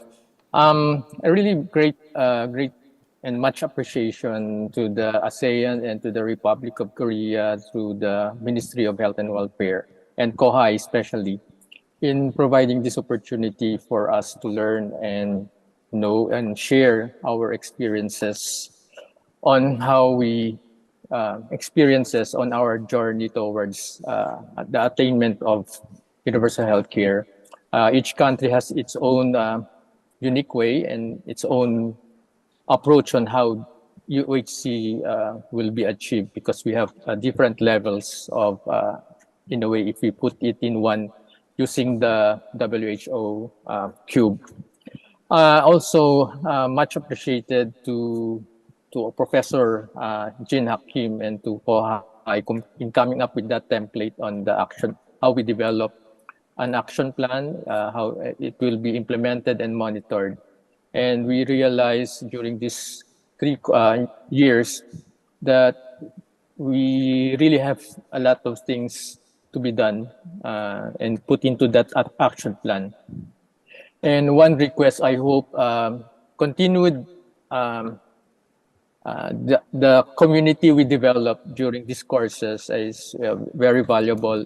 And I hope the WhatsApp group for this course would not be deleted. It is in a way be our informal way of communicating each other or consulting each other on what to do and what is your experience.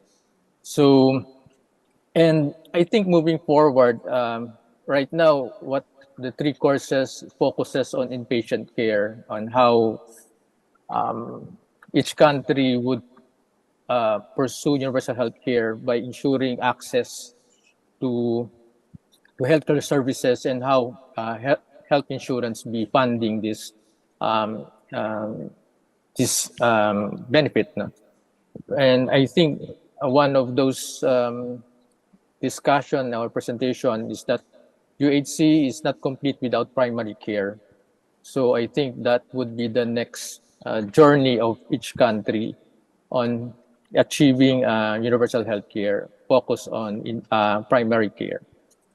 Also, based from Philippine experience, and I think other countries is already advanced in their processes in tapping or using digitalization.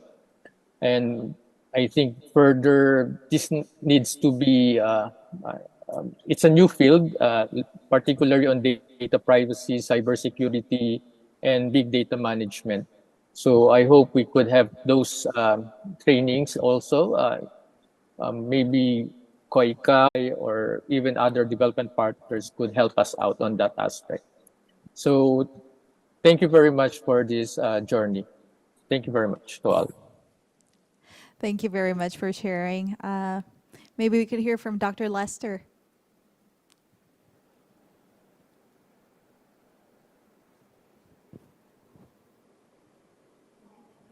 Oh, we can't hear you.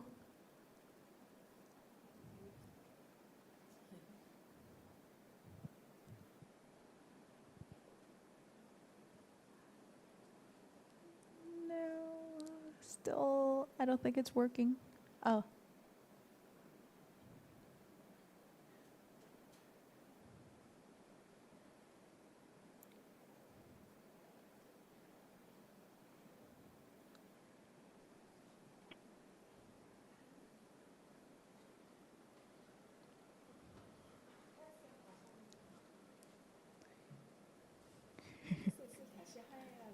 Maybe you should try.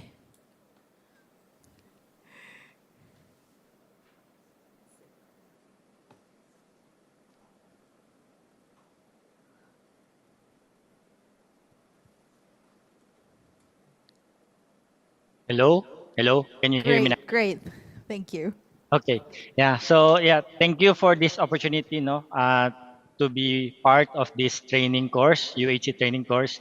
I was with the 2021 batch, and also this 2023 batch, no. So the learnings, no, online, were really complemented by the field visits because yeah, it strengthened our knowledge on what still needs to be done in our countries. No, we have seen what Korea has done, and we have acknowledged what we should achieve for no when moving towards UHC. And of course, not only have we learned from Korea, but also from the other countries. No, so thank you very much for this opportunity to learn about how to achieve UHC. Thanks, Doctor. And Marifel. Yes. So last but not the least, my impression or takeaway from this seminar is that there's no such thing as perfect plan. Although we identified threats or risks, other unexpected events or issues may still come along the way, and sometimes these will be out of our control, like in our case, a cyber attack. So we can be discouraged or feel down, but let's not forget our why, or the reason why we need to implement and pursue the plan. That is our objective to make UAC a reality. So with that, thank you ASEAN Kohai for this program. Mabuhay, and until we meet again. Thank you. Thank you. Thank you, everyone. Once again, we have many officials from different agencies who have joined us here today at ASEAN UHC International Training post-webinar. And to wrap up, maybe we should cherish this moment with a group photo up. So everyone, if you're still here with us, still joining us, please turn on all of your cameras and we'll try to get a group photo.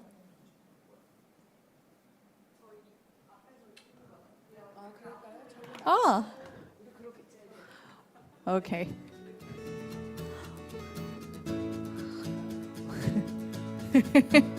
We can see you all.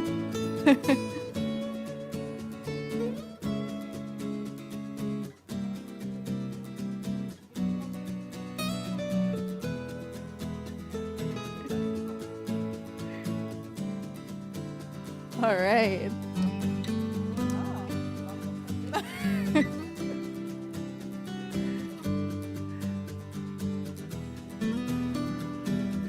See? Yeah, I think everyone's on in the photo. Great.